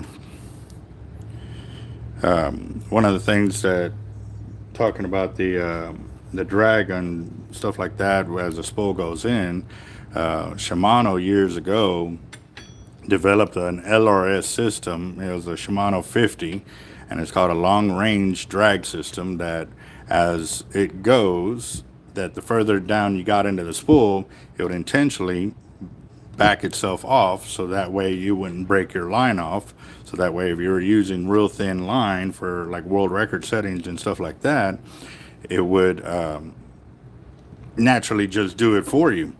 And when I didn't know what long range system meant at that time, and when I bought the reel, I noticed it didn't have no drag the further down it went into it, and that really got to me, because I was trying to break my weights loose at 800, 1,000 yards out, and I couldn't get no drag on the reel. And that's when it finally got explained to me by another individual about it, and I was like, oh wow, okay. So I got rid of that reel, and that was one of the reasons why I didn't like the Shimano's, those graphite reels. I bought them because they were like $350 a piece about 15, 20 years ago, but yeah, not no more. And then I learned that the spool would increase by talking to the guys with the Everall reels and stuff like that, and then talking to other guys on Facebook years and years ago, where they were talking about how as the line gets towards the center of the spool, that you had to back off your drag if you had it at a certain setting, because you would naturally break yourself off because it was putting higher drag on it. So that's what the way it was explained to me by a few boat captains years ago. And then to see the overall reels, you know, actually have them in the shop, and those, they already have the drag already preset, and it's off the lever itself, but it had notches here on the side of the reel, and it would tell you where you were at, where that lever was, of how much drag you were putting, and then it also gave you a secondary measurement of how deep you were into the spool, of how much drag you were actually applying at that time with that much amount of line capacity. And I thought that was pretty cool too, but I learned that the overalls just don't have the dogging down power to pull in dead weight even in low gear. We learned that when we were fishing with them and trying to pull in a 3-pound surf weight at 1,800 yards out. And it basically, he had to work the rod, you know, pulling back and then reeling forward. It was the only way he broke his surf weight loose, while I was working an 80 T-Rex right next to him at the same distance, and I just kept cranking. And yes, those times even when I was cranking, it would stop because it was super, super tight and I didn't want to break my line off. So I would stop, and then, you know, with the bow of the rod, it would keep breaking the surf weight loose. And then I finally brought it in. But yes, definitely a huge difference. And that's what also made me see that even though the reel held more line with the overall, it did not have what I wanted, and that's that dogging down power to break my surf weights loose, for that example, when you don't catch anything. So, yeah. What's up, Andrew? How you doing, boss? And yep, thank you for the report on how many people are watching, how many thumbs up. If y'all are new to the channel, right now I'm doing a closeout knot on the 200-pound hollow cord, a 200-pound mono, and it's ticking me off that the phone ain't staying focused while I'm here, because I got to kind of go in and out. But if I was further back on this system, maybe it would work better. But that's what I got to work with, guys. Sorry about that.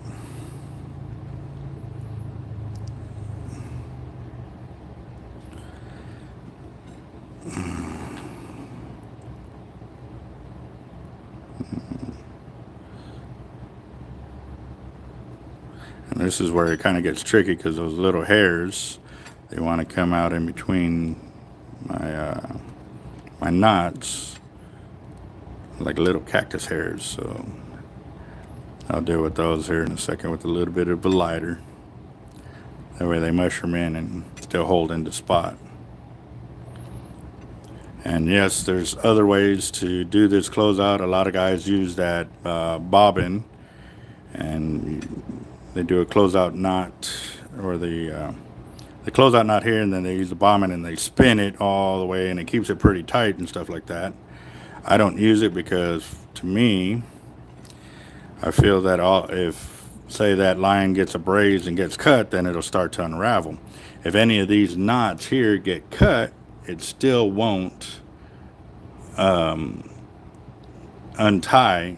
There's hundreds of knots right behind it, you know what I mean? So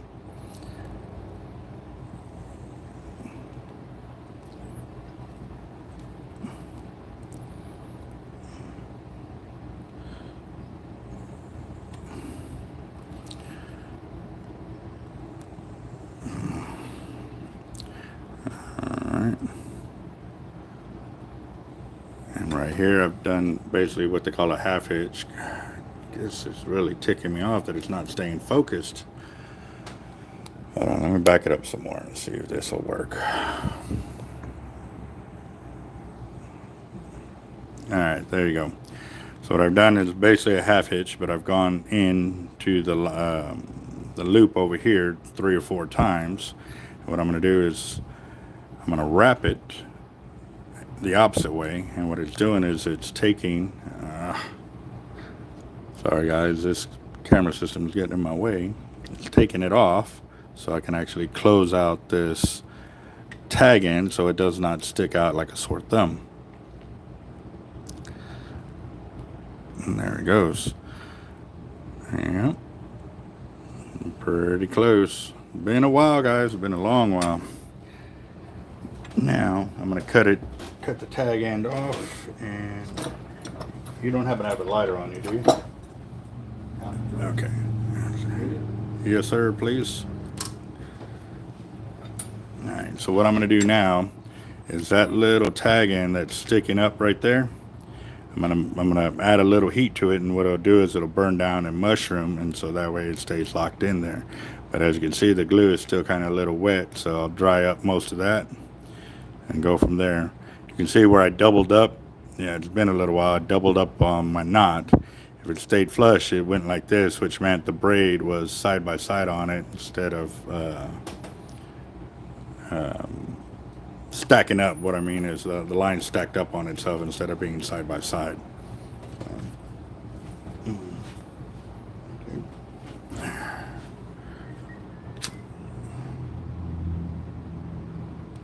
There we go. So now that little tag end is gone, and there's your closeout. This keeps the braid, because like a Chinese finger trap, you got to loosen it up from here to get it off. Well, since there's no way to loosen it up now, this braid or the mono will not slip out from the inside of the braid. Go ahead, Rick, I got much more. Oh, okay. Thank you. Yeah. All right. So. Yeah, I'm a non-smoker, so I never ever buy lighters. So. I got a bunch of them. All right, here we go. Now we can go back to. Yeah, this holder's been being a pain in the butt lately, but. All right, here we go. See, so I did that while I was sober, guys. Last night I cracked open a beer because I ended up working real late, and I was trying to move the camera, and the system just kept falling and falling and falling. So they were saying that I was spooling while intoxicated. But it takes a lot more than one beer, guys. I've got a little bit of a tolerance. Let's see.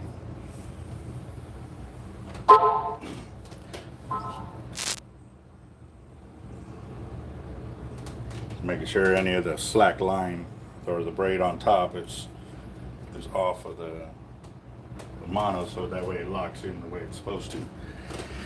And we are good to go.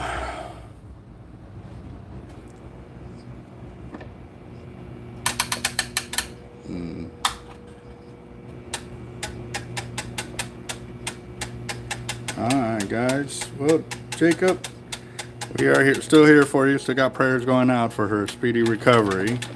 And we are now going to be spooling up 200-pound test. And there is something in that spool. You saw me when I got it in. There was something in there that's rattling about, so it's going to create some noise.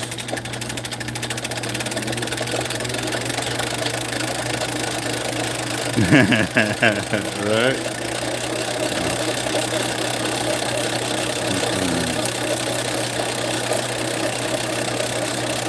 What's up, Alfredo? Sorry, guys, I was not looking at the camera. I was looking at my knot, trying to keep it all situated and straight.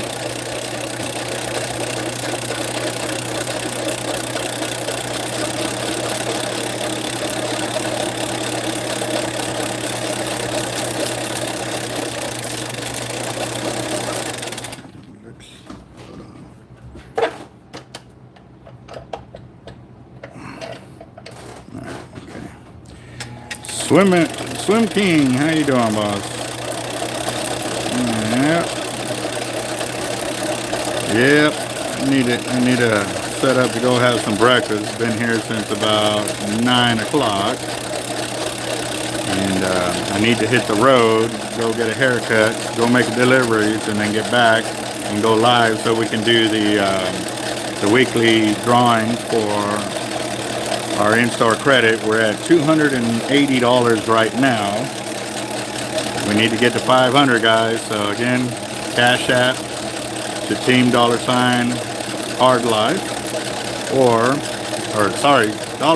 $Team Hard Life, and or call the shop 361-334-2171, or right here on the channel, you know, to make a donation through the channel right here, and we'll know it's for the weekly drawing. We also will do the fire drawings on Tuesdays and Thursdays.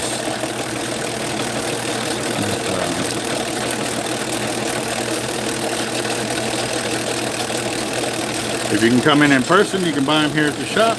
Or John Holiday just nailed it for me right there. Or you can call the shop at 361-334-2171.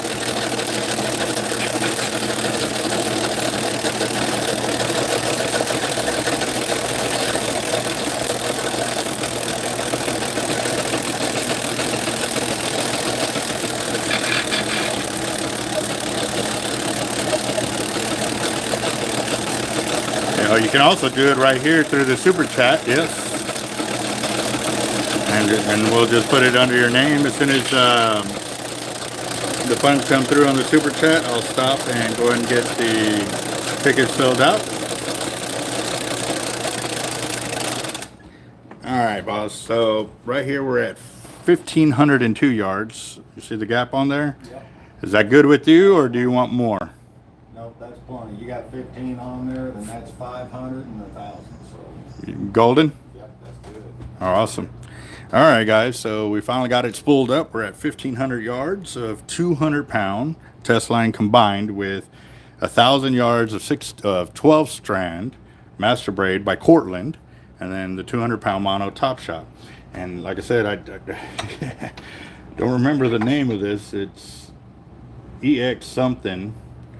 But like I said, we've been using it for our cast out leaders for the last several years, and it's been putting in a lot of fish, so it works.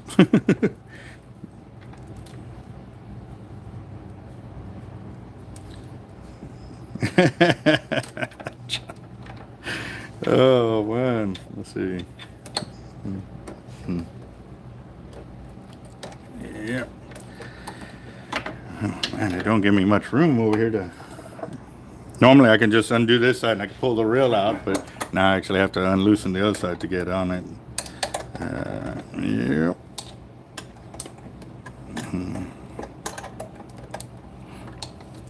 There we go. God, this thing's so massive. Beautiful, beautiful, beautiful.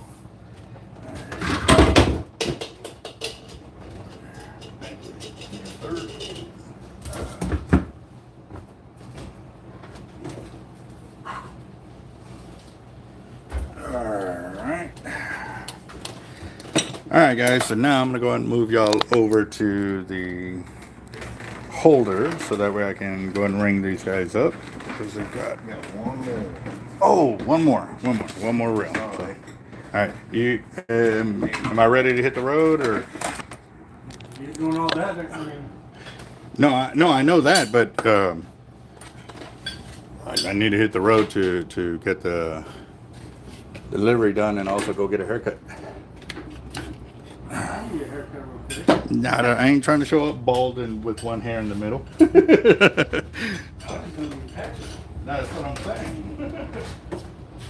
I was gonna get something easier for your kids, but Is it loaded in my truck and all that? Get it loaded up and everything, so that way when you come back, I can take off.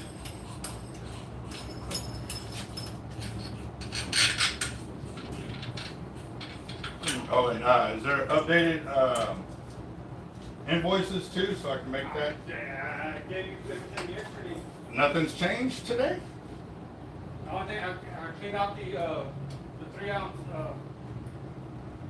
cloths and I started pouring. Well, 20 pounds, It's anything? the 21 pounds that they needed. Okay, well then, that's what I'm saying. Give me an update so that way I can recreate the invoices, because once I know we weren't delivering yesterday, Okay. All right, guys, so I'm going to spool one more reel. I forgot they had the 8500 of the Spinfisher, so we're going to spool this up. How did you want this one spooled, boss? Probably 65 as well. 60, 65? Straight 65? Okay. Yeah, I could all use that back home, yeah, this too. Okay.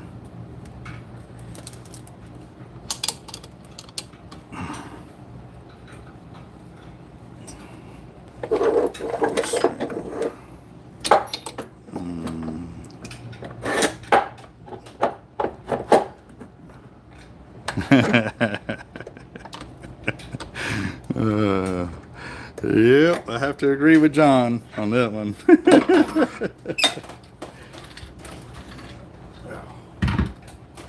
Let's see. Oh, I got this upside down. All right, let's see. Okay. Okay, so on the 65 on this one, do you want...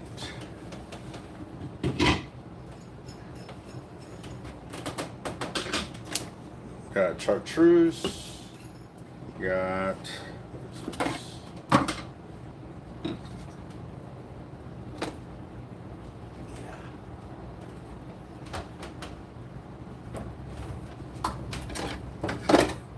I got chartreuse, red.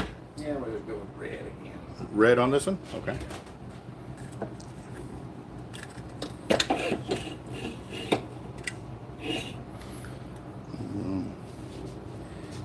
Oh, what? I didn't say what's up to Daniel. Dang it. Caught me slipping today. Dang it. Okay.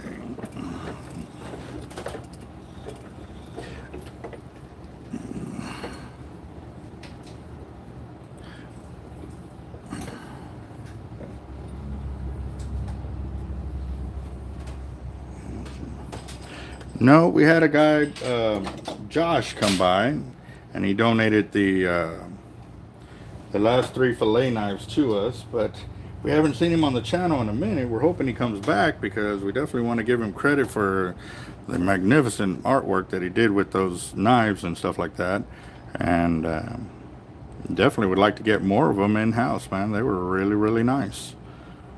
So if anybody happens to find his comments, please post on there that we're looking for him. Definitely want to see if everything's going good with him, and that way we can start ordering some knives for sure.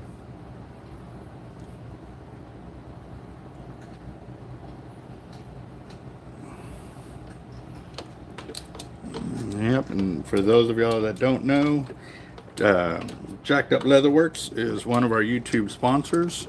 They have been with us since the beginning, you know, sponsoring all kinds of gifts and everything for our YouTubers here, guys. So be sure to go subscribe to his channel, check out his videos, give him a thumbs up, and, you know, chit chat with him as well. He's got a lot of good information about leather making and stuff like that, and definitely has done a lot. He's been the only one to do our leather works here at the shop. And actually, Jacob, I need to talk to you, boss. I need you to make me a bigger beer holder, because this one does not fit my 25 ounces. It only fits my 12 ounces, and I got tired of the 12 ounces breaking on me all the time. So, yeah.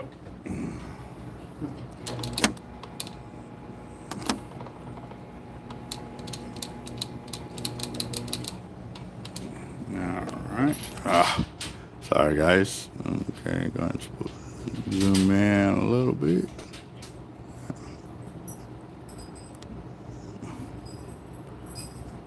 And there we go. Is it nice and clear, or is it not? Let's see. Yes, good to go. Alright, if I were a drink to get things done in the shop.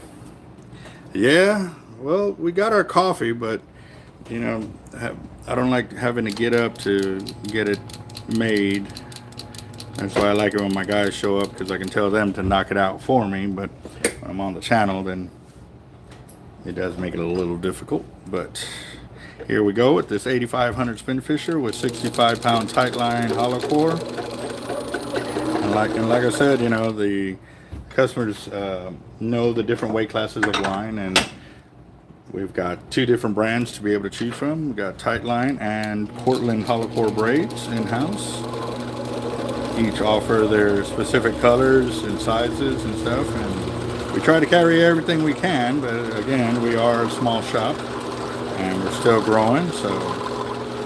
But if we don't have it in there, we can definitely get it ordered, and we can definitely grow from there with you.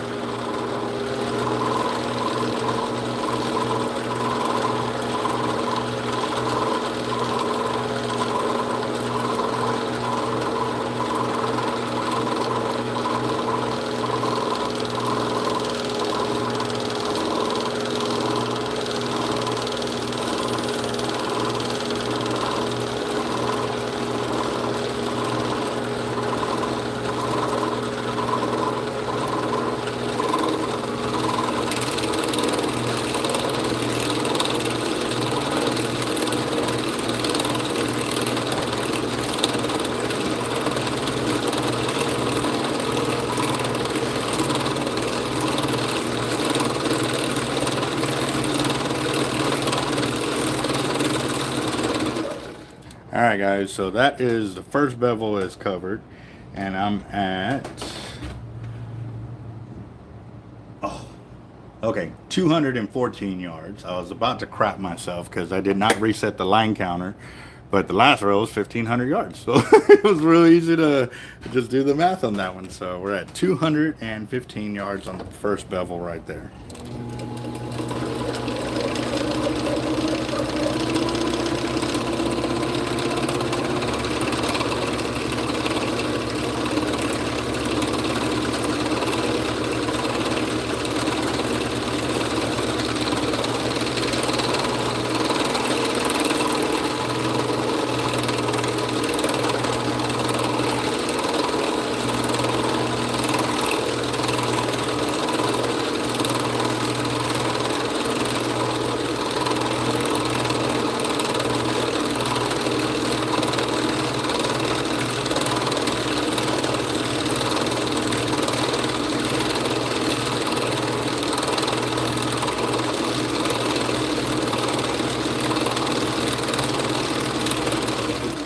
All right, second bevel is covered, and I'm at 404 yards right there. So good one on that.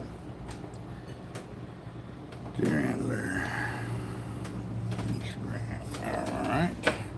Now we're gonna go and space it out a little bit more because the top end is what it'll be casting.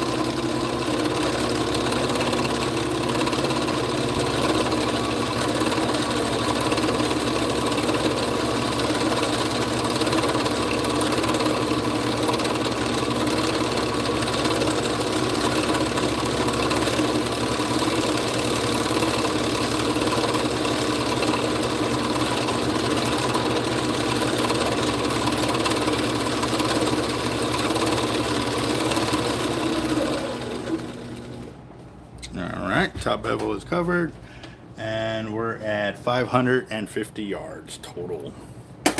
Beautiful. All right, and this is a 65 pound in the tight line. And yep.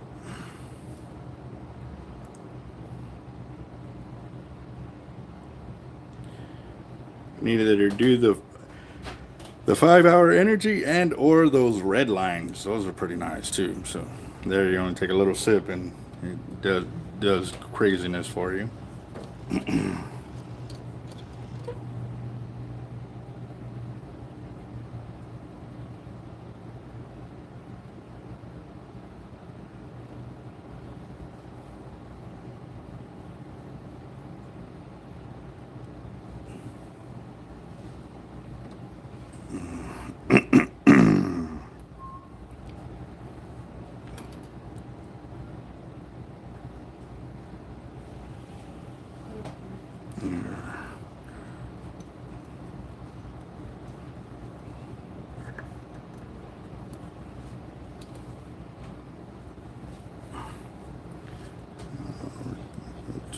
Yes. Definitely share the link on that, Roger and Jacob, about the fundraiser you're doing for that as well. That's coming up pretty quick as well, right? And I know I got a rubber band here somewhere. So there you go, guys. 500 yards, a 65-pound tight line on here, and I'm all zoomed in. Zoom out. There you go. Looking beautiful. All right, now I can move over to the regular holder and stuff, so give me just a second. There you go, boss. That. Glasses.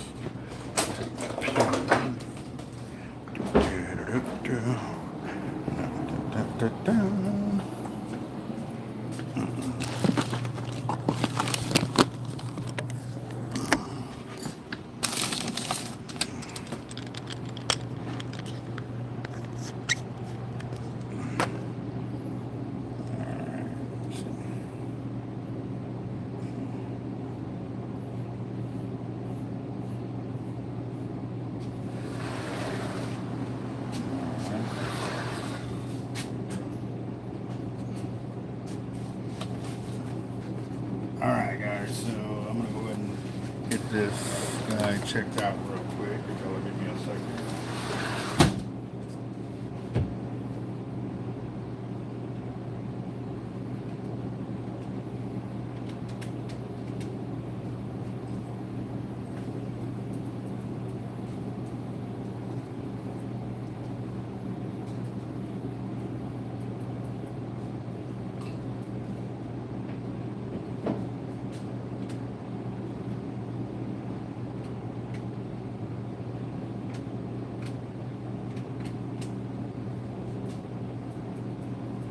You got 2 sweaters? Hey, quick question. Yeah. SPI, yes or no? Yes. No. I'm taking that on Monday. Okay, that's what I want to make sure. You got that? This thing here is just out of the captain.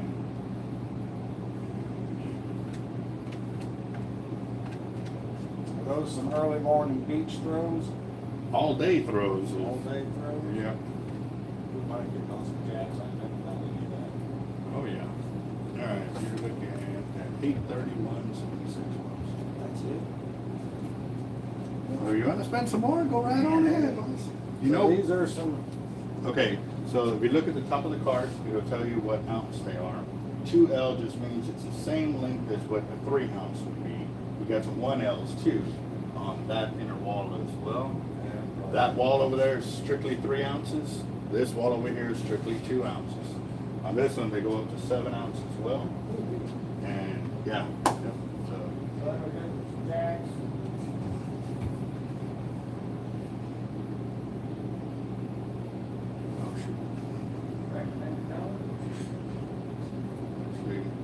actually, sorry, I forgot about the other spinning reel. So you're at 980. That sounds closer. White, gold. The colors have been expanding because originally when they first came out, they were strictly silver. So everybody fell in love with silver because that's what they were catching. And then the next year they came out with gold, so it was silver and gold. And then the next year they came out with powder white and then started adding stickers and everything. So it's still growing on people because originally, like I said, the original colors was silver. But they're finding out that all these other colors work great as well. Just it's all depending on water clarity, sun, no sun, murkiness, you know.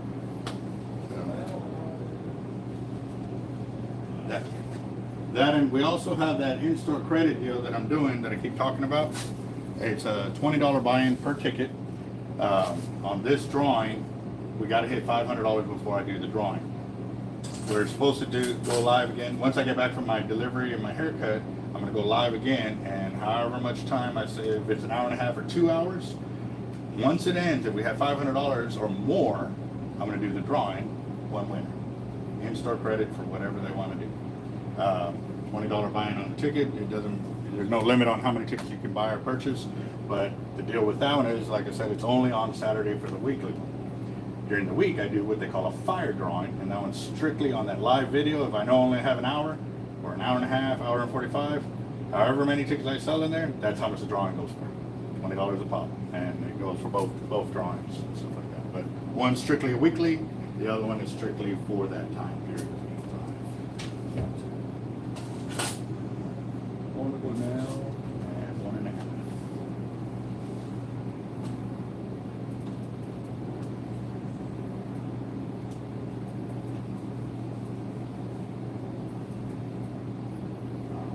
Did you want to get in or no? You're at 1,007. Yeah, wow. How many would you like? When you don't play. Right, exactly. Yes, sir. You're at 1,027.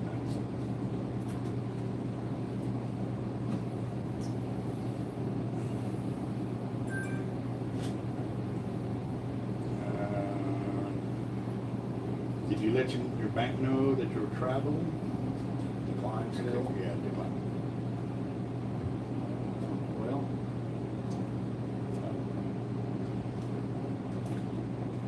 That's how we get there.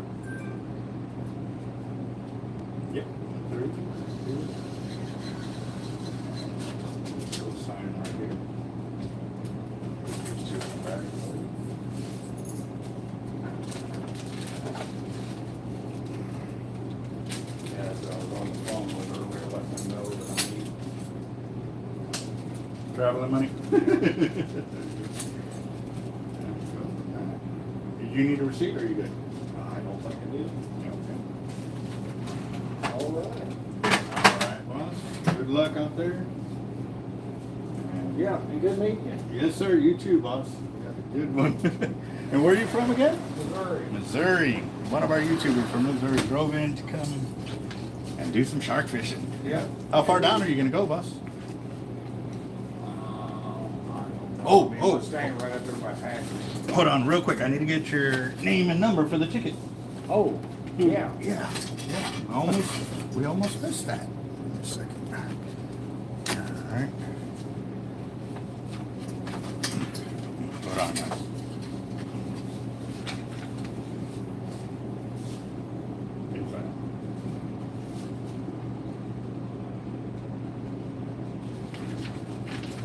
I need your number, Ruby.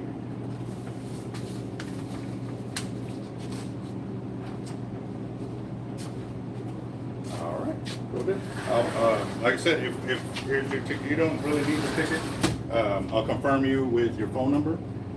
But we will be going live later on today. You don't have to be on the channel. You don't have to watch it. But if you're live, you'll see your name get called.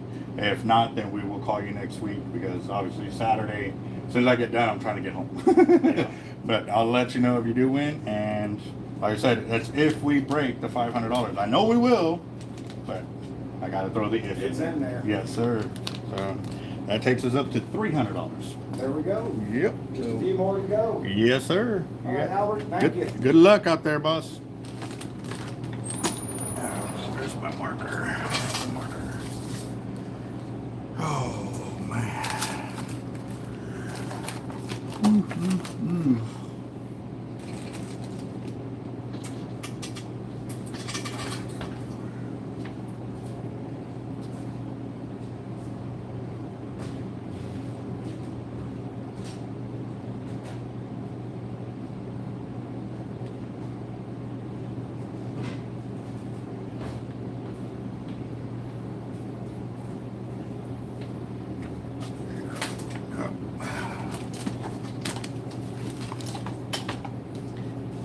I left the marker in there.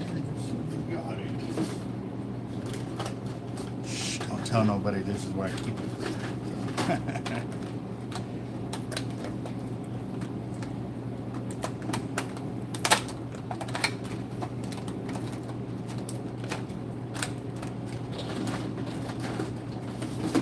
Ooh, man. Oh. All right, guys. So for the weekly credit, we're at $300 right there, guys. So like I said, it'll end today. I've got to go get a haircut, go make deliveries. So as soon as Jeff gets back, I'm hitting the road to go do the deliveries I got to do. And then when I come back, phone's already charged 100%.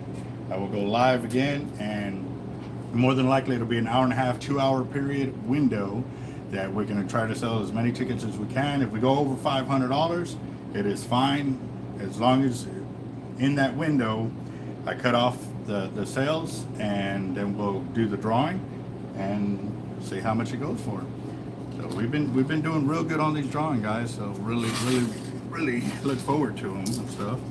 And I know a lot of guys have been first-time winners, which is awesome because, you know, that's something that people are real sketchy about getting into and stuff like that. But a lot of them are giving us a chance and, you know, doing it for a good cause. You know, at the end of the day, it's giving a lot of people an opportunity to get into some tackle that they normally would not have gotten into very easily. So it's pretty awesome. So, yep. And close a few of these.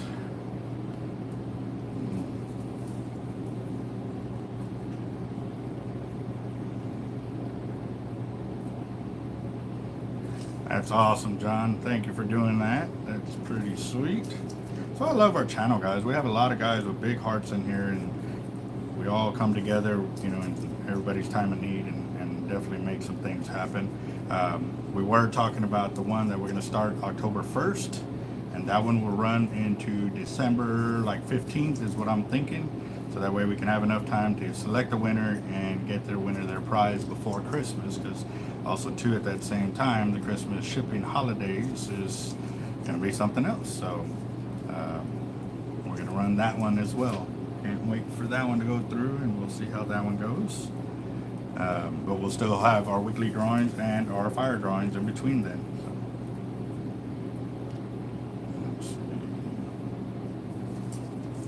So, but that was pretty cool to have that old school 16-knot. Oh, the reason why I didn't tell y'all how much he got it for, because it blew me away. Like I was expecting. All right, so just off of what y'all seen, how much would you have paid for that reel on a 16-knot in that condition right there? I mean, that was immaculate condition.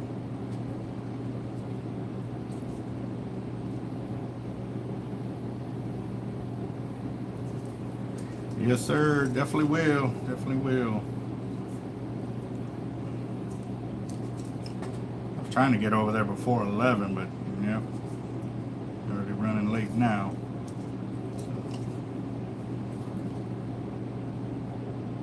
Dang.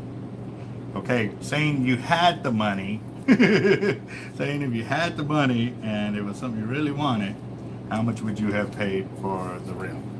All right. Oh man.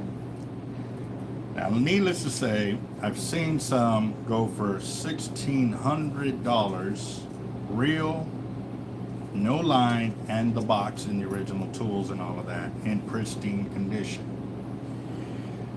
So this one, like I said, he brought it in right there, and just wanted to see what y'all's thoughts on there.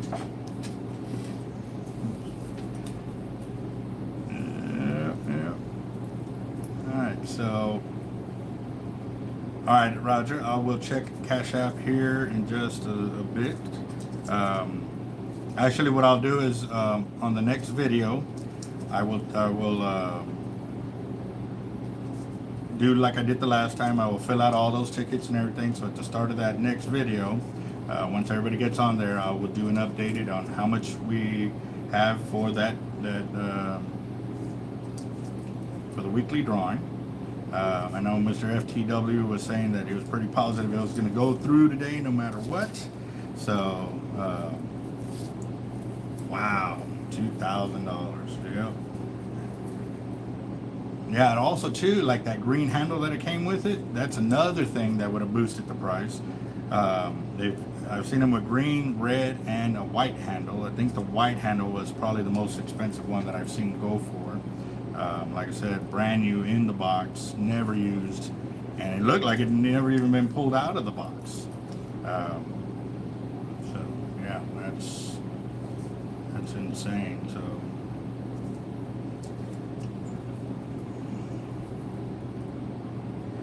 yeah, so he got it for $250. Said it had a little bit of green coloring to it, so he started doing a little bit of wiping down and cleaning up, and all of that pretty much went away. He sent it to a guy on a pin channel that he's on for Facebook, and the guy did a little bit of upgrades to the drag washers and stuff like that. And so yeah, $250. Yeah, so that's what I said. I was like, wow. I said, you know, you could flip this reel and like get into an 80 or something like that. And so, you know, he was like, yeah, I know, he wants to fish it. I was like, by all means, you know, like I said, I'm not here to judge, I'm just here to pass on knowledge, guys. That's one of the things too, guys, you know, we have so many ways to fish, so many different, you know, attitudes, wants, needs, thoughts and stuff like that, you know, that we respect everybody's, you know, so if they choose and they want to fish a certain way, then by all means. And for me, I'm okay with however they want to fish, as long as they're fishing and not breaking the law while fishing. That's the only line I will not cross or have anybody cross in front of me, because a lot of times I'm with my kids, and for me to preach so much about, you know, following the laws and regs on fishing and stuff like that, to have somebody just break it right in front of me, and me not stand up and do something. That's one thing I've been teaching my kids, is to stand up for themselves when they know they're being wronged, and to, you know, and that's something also too with my wife, you know, is to let people know, hey, you know what, that really hurt my feelings, or that really, you know, set me off. Because a lot of times, you know, friends among friends, they'll crack jokes, and some, you know, me and my friends, we play hard, you know, we play hard, but we know our line too. We know which lines we do not cross on things you want to be doing, like when you're cutting each other down, you know, having jokes with each other.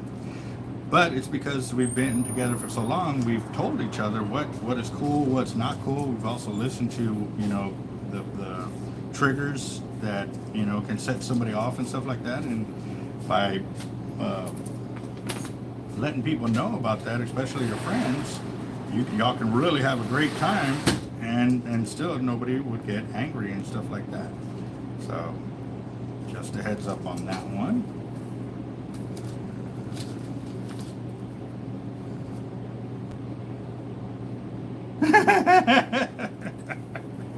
Bro, I'm sorry. I've tried to correct a few people on that one, and what it is because they say they're like left-handed, and it's hard for them to do it the regular way like that. So I totally understand that. For me, I'm kind of the same way. I have to switch the handle to the other side for me to be able to use it.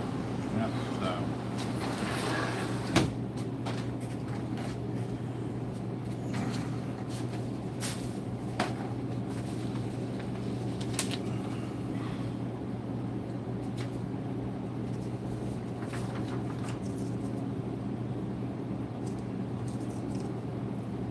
This is a new one for deep sea. It was going to be because you didn't have everything yesterday, but after, has anything changed on this one? No, I didn't know what was on there. This was everything that was. Wait. See, that's what I'm saying. Oh, okay, no, this one was their last order. They lost the invoice, so I had to reprint it for them. So this is what we gave them, right? Okay, this is what we gave them last time. Uh-huh. This is what we were missing. So that's this other invoice that should be right in your hands. Yes. Oh, this one, yeah. So everything's on down, that's Yeah. correct? Okay, so this stay together. I don't see it. Causeway? Causeway's done. Yeah.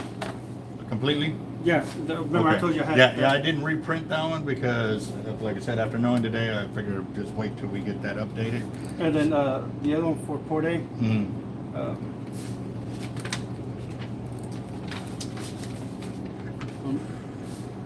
The only thing is we're sending them is these right down here. This, you just told me to mark it if we had it poured. I get it's poured, but haven't had a chance to clean it. Oh, okay, because I created it with the highlight and that, so Well, you told me to highlight what we had poured, so that's yesterday. so all we're sending is this and that? And the corn and eggs. Okay, with a different color. Okay.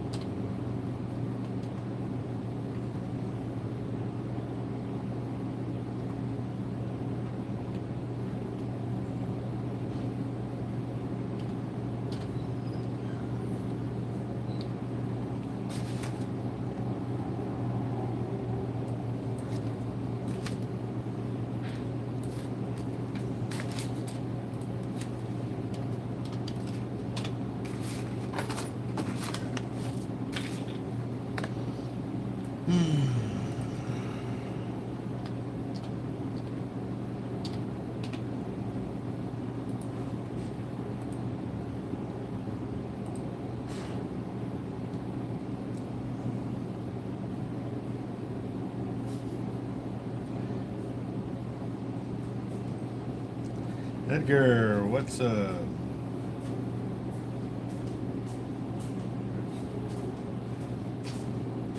No, we did not do the weekly drawing, guys. We're still selling tickets for it. This is not the live video that we are ending on. I did this because we were spooling up a 16 knot, old school Penn 60 knot with some 130 and stuff like that. So I wanted to go live, and then also too because we're only at $300 for the current balance on that weekly drawing. So we agreed that we would hold it once we broke $500. So again, we are still accepting tickets and donations, and for it, I'm going to check Cash App real quick so I can get a roundabout. So we're at $320 right now because Roger's got a ticket in there for it. Y'all can keep sending it through Cash App, and or later on when I go live again, you can put your money in there and or call the shop at 361-334-2171 and make your purchase that way. Right now I'm printing out my invoices because I've got to go to Port Aransas, Deep Sea Headquarters. I'm going to go to Deep Sea Headquarters, Port A Outfitters, and Causeway Pier to make some deliveries, but I definitely got to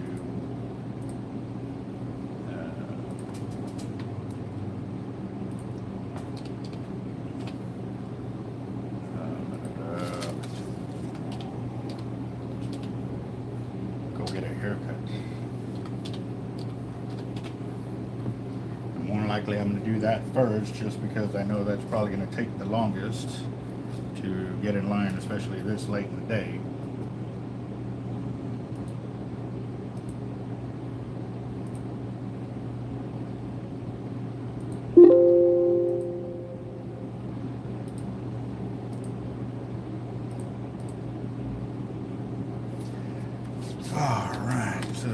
Roger, I'll fill out, like I said, I'll fill out that ticket when I get back. And yes, got the baby shower and pamper party going tomorrow, so that's what I'm kind of prepping for. I will be back, like I said, this afternoon. It'll be probably about 4 or 5, hopefully not that late, depending on how long it takes me to get my hair cut. Because the deliveries won't take but maybe an hour and a half.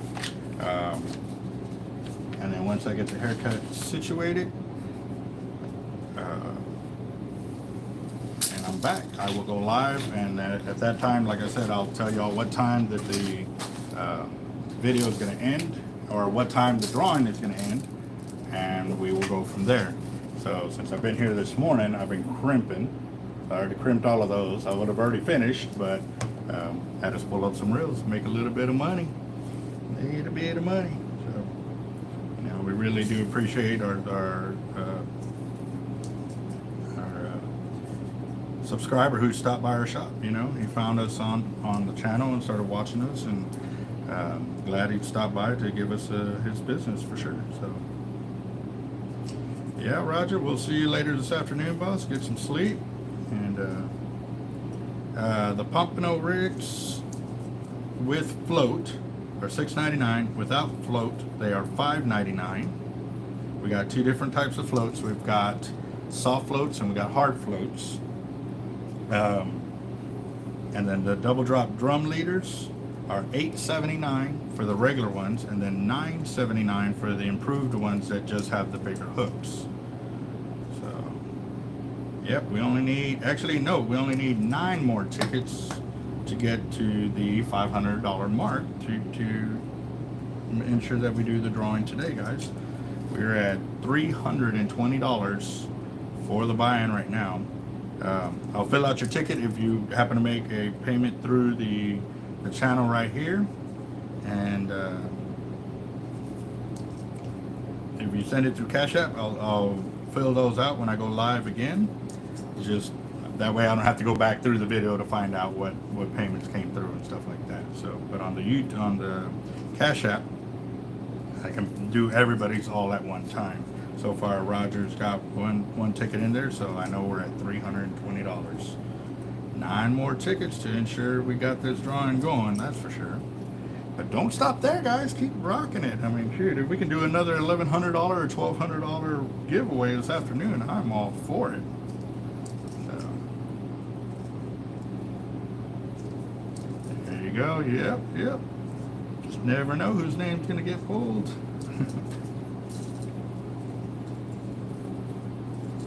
Cool deal, Cobra. Yep. I woke up about 5 this morning, heard some raindrops on the AC unit outside. I was like, well, here it starts. It's going to be raining all night kind of deal, and fell back to sleep. And then woke up this morning and it's hot. I was like, what happened to the rain? But I could see off in the distance some pretty thick rain clouds out there and stuff like that. So it is scattered thunderstorms is what it's looking like, or scattered showers. Definitely going to be sporty if you're out there and caught in between one of them storms. But the good thing is, it looks like they're moving pretty quick, so you shouldn't be out there too long in it.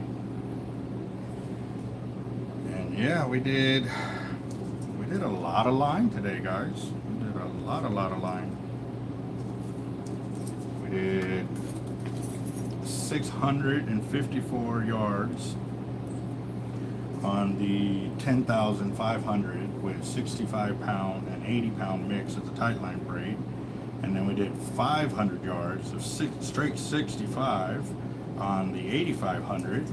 And then I did 1,000 yards of 200 plus 500 yards of 200 pound mono on the 16 knot. So yep, it's already 3,600 yards of line gone out of our shop today on 3 reels. Or they can bring me a couple 130s and really clean me out.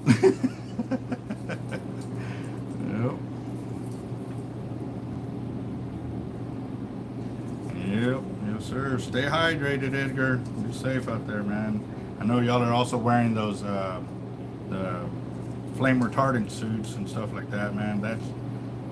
Those suits are so hot. Even in the shade, I don't understand how they work. I mean, they're so hot when you're in them, but they're supposed to protect you from fire. Like, I don't get it. I don't know.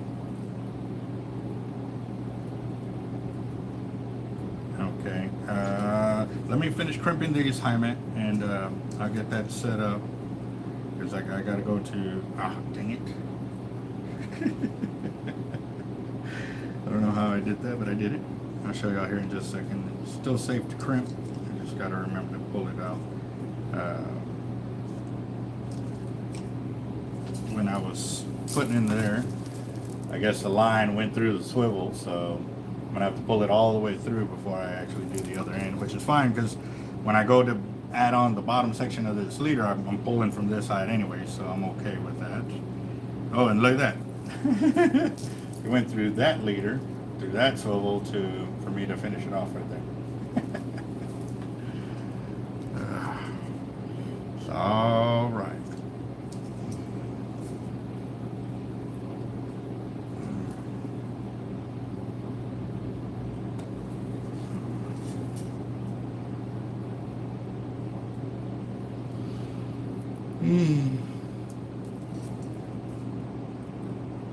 Oh, I did finish last night with the kids. I put on the movie of Pinocchio. That was pretty good. It wasn't what I expected for Monstro, and or how they did the deal for when the kids turned into donkeys. It was different, but obviously, going from a cartoon to making it a movie is pretty different. It was cool. It was cool. I liked it. I actually stayed up and watched it all the way to the end before I started falling asleep.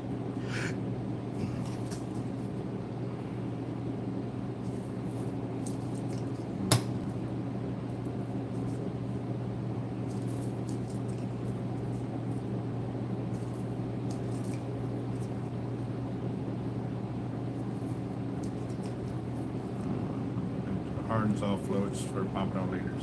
That is strictly personal preference, guys. We've got some guys that strictly believe in the hard floats, and we've got other guys that strictly believe in the soft floats. So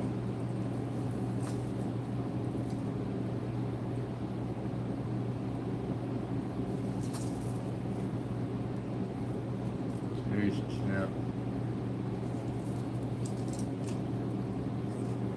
Why would they provide cups of water? I mean, like, really? That's limiting you, to force you to have to stop your job to walk down to go get a cup of water or wherever they have them stationed at and stuff like that. That I never understood that. Then two, you know, it's just more trash, because as soon as you're done with the cup, you got to throw it away, so you're still wasting money. So, and if they actually think about it, they're wasting more money, because now those guys that, instead of being able to carry around water bottles, they have to stop their job, walk over to where they have the water set up in the cups.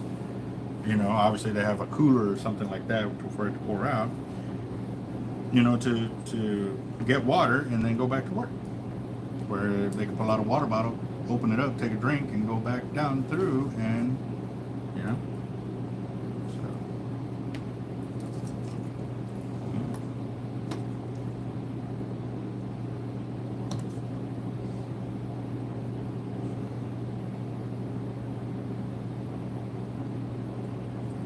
No, I don't sell wetsuits. However, get a hold of Wind and Wave. It's one of our other sponsors for the channel that we deal with when we go buy our wetsuits, our flotation vests, anything that we use for our kayak and or swim gear and stuff like that. I go through Wind and Wave over there. Talk with Frank. Frank is the owner. And if he's not available, one of his workers will be. Just let him know where y'all heard us through, or heard of them through, so that way they know that the channel is working. And obviously, when they hear it on the phone themselves, it does get them the want and the urge to continue to sponsor our channel and stuff like that. And granted, we weren't able to get anything on the last one, but they've also been there since the beginning. How you doing, guys? All right. What can I do for y'all? You're just the guy I wanted to see.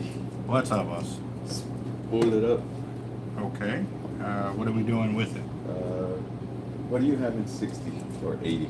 I've got tight line and, well, actually, I got Cortland in 60 and in the 80. And then I got tight line in 65 and 80. 65. Tight line. Okay. Give me just a second. I'm trying to finish this off real quick.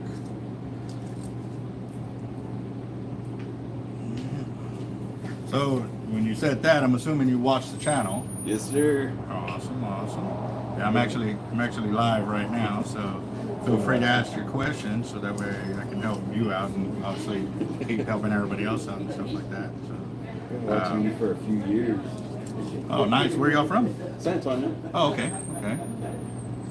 So y'all down for the weekend, or? Today we're here in Corpus, and then up until Wednesday we're in Rockport. Okay. You gonna go fish Goose Island out there?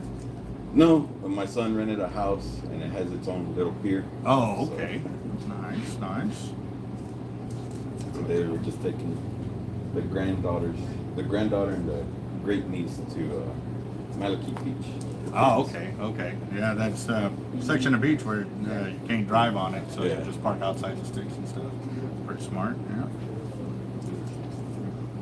I'm assuming all of y'all are together? Yes, sir. Okay. All right. Yeah, let me finish crimping these, because I know if I let go now, they're gonna get all mixed in with what I've already done. So.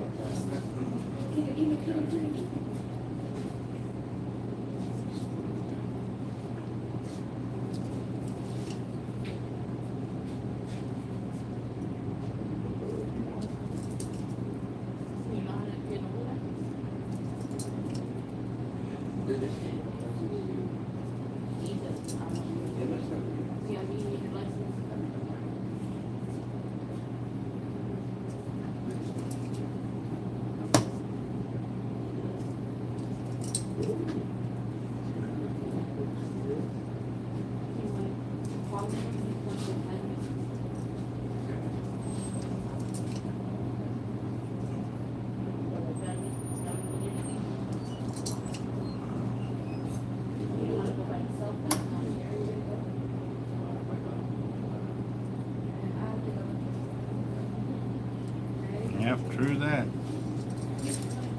Oh, man.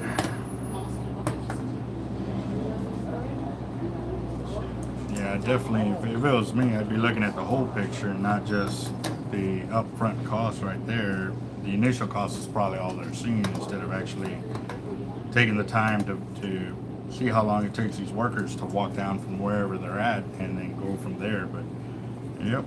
Still playing chess, or still playing checkers instead of learning how to play chess.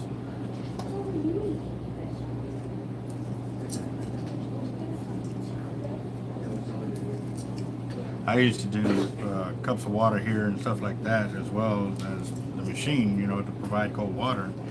And then it only took me a couple of weeks to see how much of a difference it made doing that versus just providing water bottles, you know, because they would stop and then they would all congregate around the water cooler instead of, you know, being at work and stuff. And at least now they just go and grab a couple water bottles and they can stay working.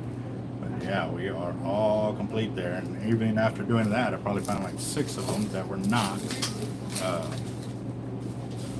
with sleeves or with swivels and stuff like that. So, all right, guys, I got one more reel to fill. More than likely I'll get it done before Jeff gets here, or Claire will. And where's this one? Alright, boss. You ready?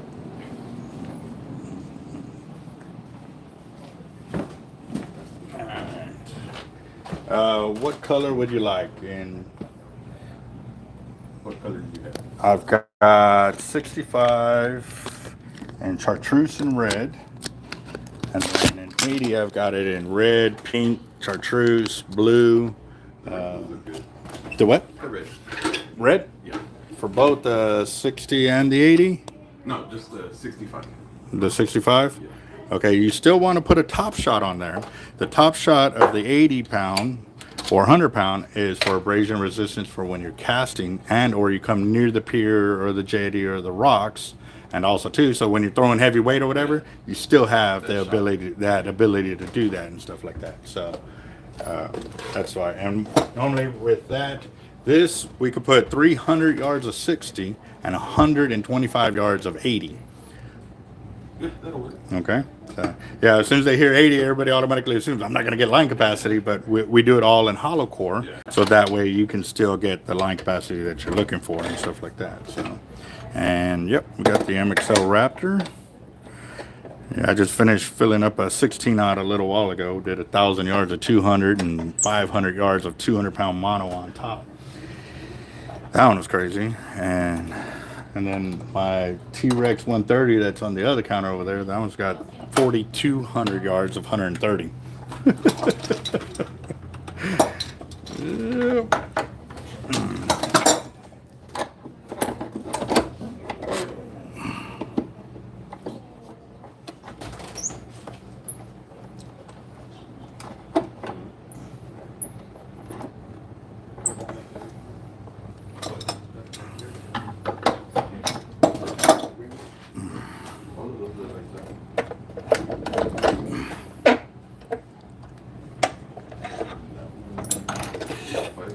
All right, you said chartreuse in the 65, right? The red. Red? Okay. And then on the 80, what color would you like? You said you had it in red too? Yes. Yeah, I got it in red as well. Put it all red. Okay. You know you're not going to tell when you got your 80 on board though, right? Yeah, it's all right. Okay. How much are the real like his? They are $498, I think it is. Yeah, they went up in July. They used to be $432, and then they went up. So, but in comparison to other brands, they're still cheaper, you know, for that and stuff like that. So. Yeah, when I got that one, it went up. It had just gone up to 480, and then 2 weeks later, it went up to 499. Yep. Yep.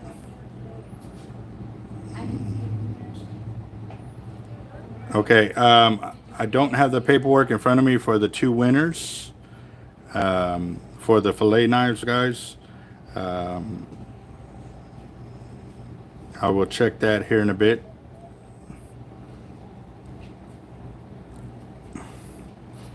Yeah, that's why I write it all down, because there's just too many guys that are winning that, yeah, I can't keep track of everybody. No way.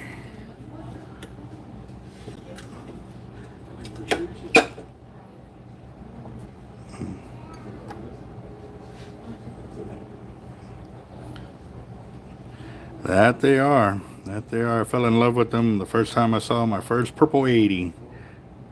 They are beautiful, beautiful, beautiful.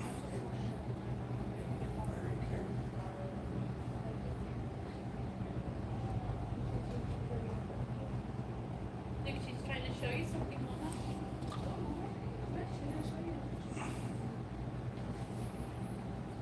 Say, what is it, Mama?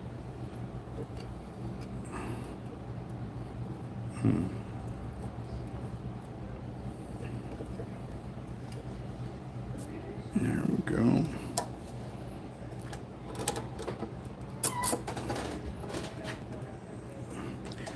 Zero out the line counter and go from there.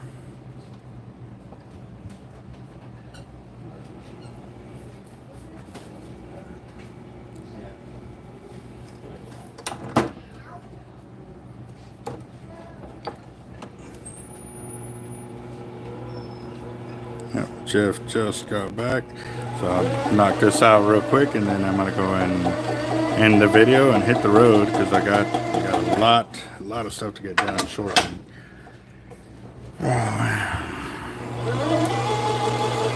Oh yeah, y'all can see how well it sits on the reel. It's just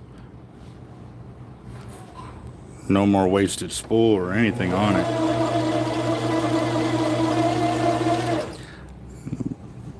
Blurry. Okay.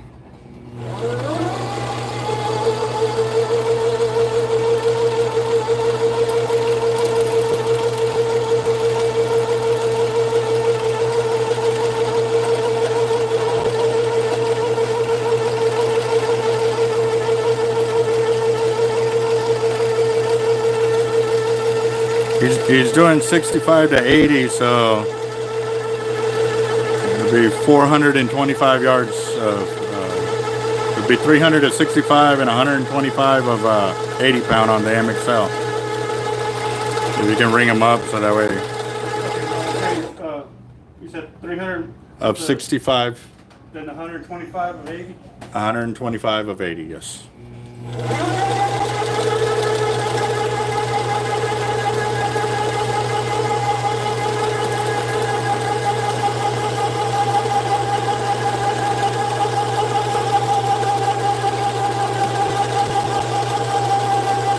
Yeah, Jacob, I'll get you sorted here in a bit, boss. Like I said, I'm trying to get out of the shop.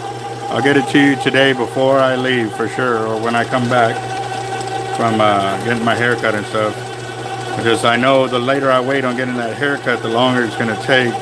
One time it took me 4 hours to get a haircut because everybody was already packed up in there and stuff like that. So I've got to go and get it done. And on at 80.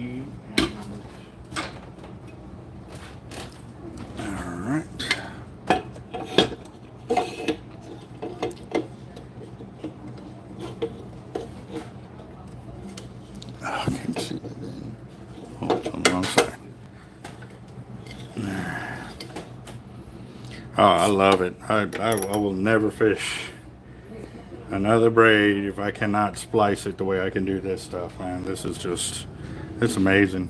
Line capacity, backlash, strength, everything is just so much easier to work with, so much more money saved off in the long run. And yep, yeah. The only time I will ever use mono, it will be for when I'm offshore trolling lures, because you have to, otherwise you're going to get so much twist in the line. Yeah, it just won't, it does not work out. So You don't have a baby braid. That's small. Not yet, but we are working on it. I've been pushing it more because I'm about to have my first grandchild, so I'm really, you know, trying to make it happen because I want to get some onesies and some baby clothes and stuff like that as well. So it's coming.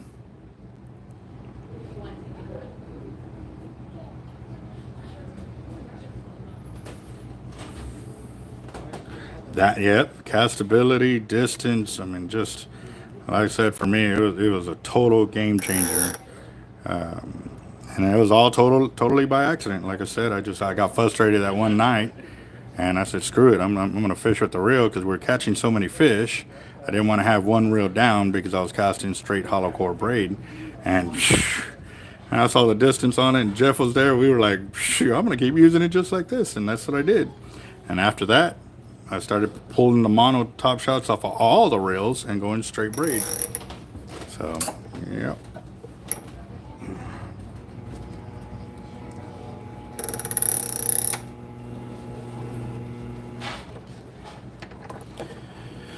There we go.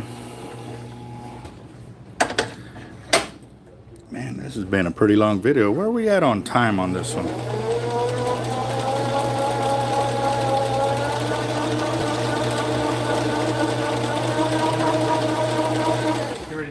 Awesome. All right.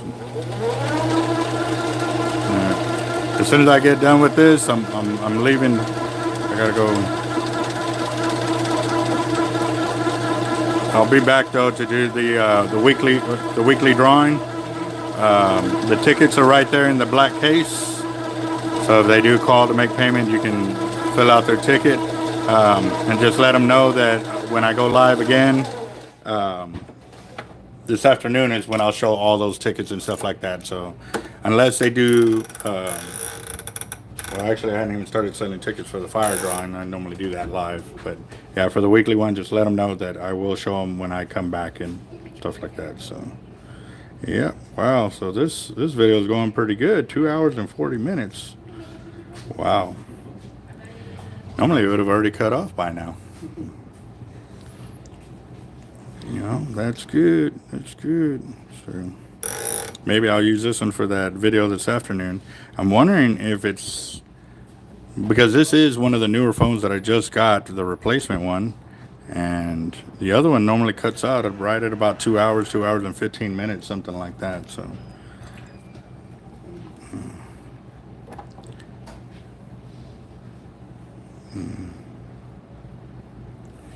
oh, right there. Yep. Nope. Knock on some wood. They're like, you better knock on some wood.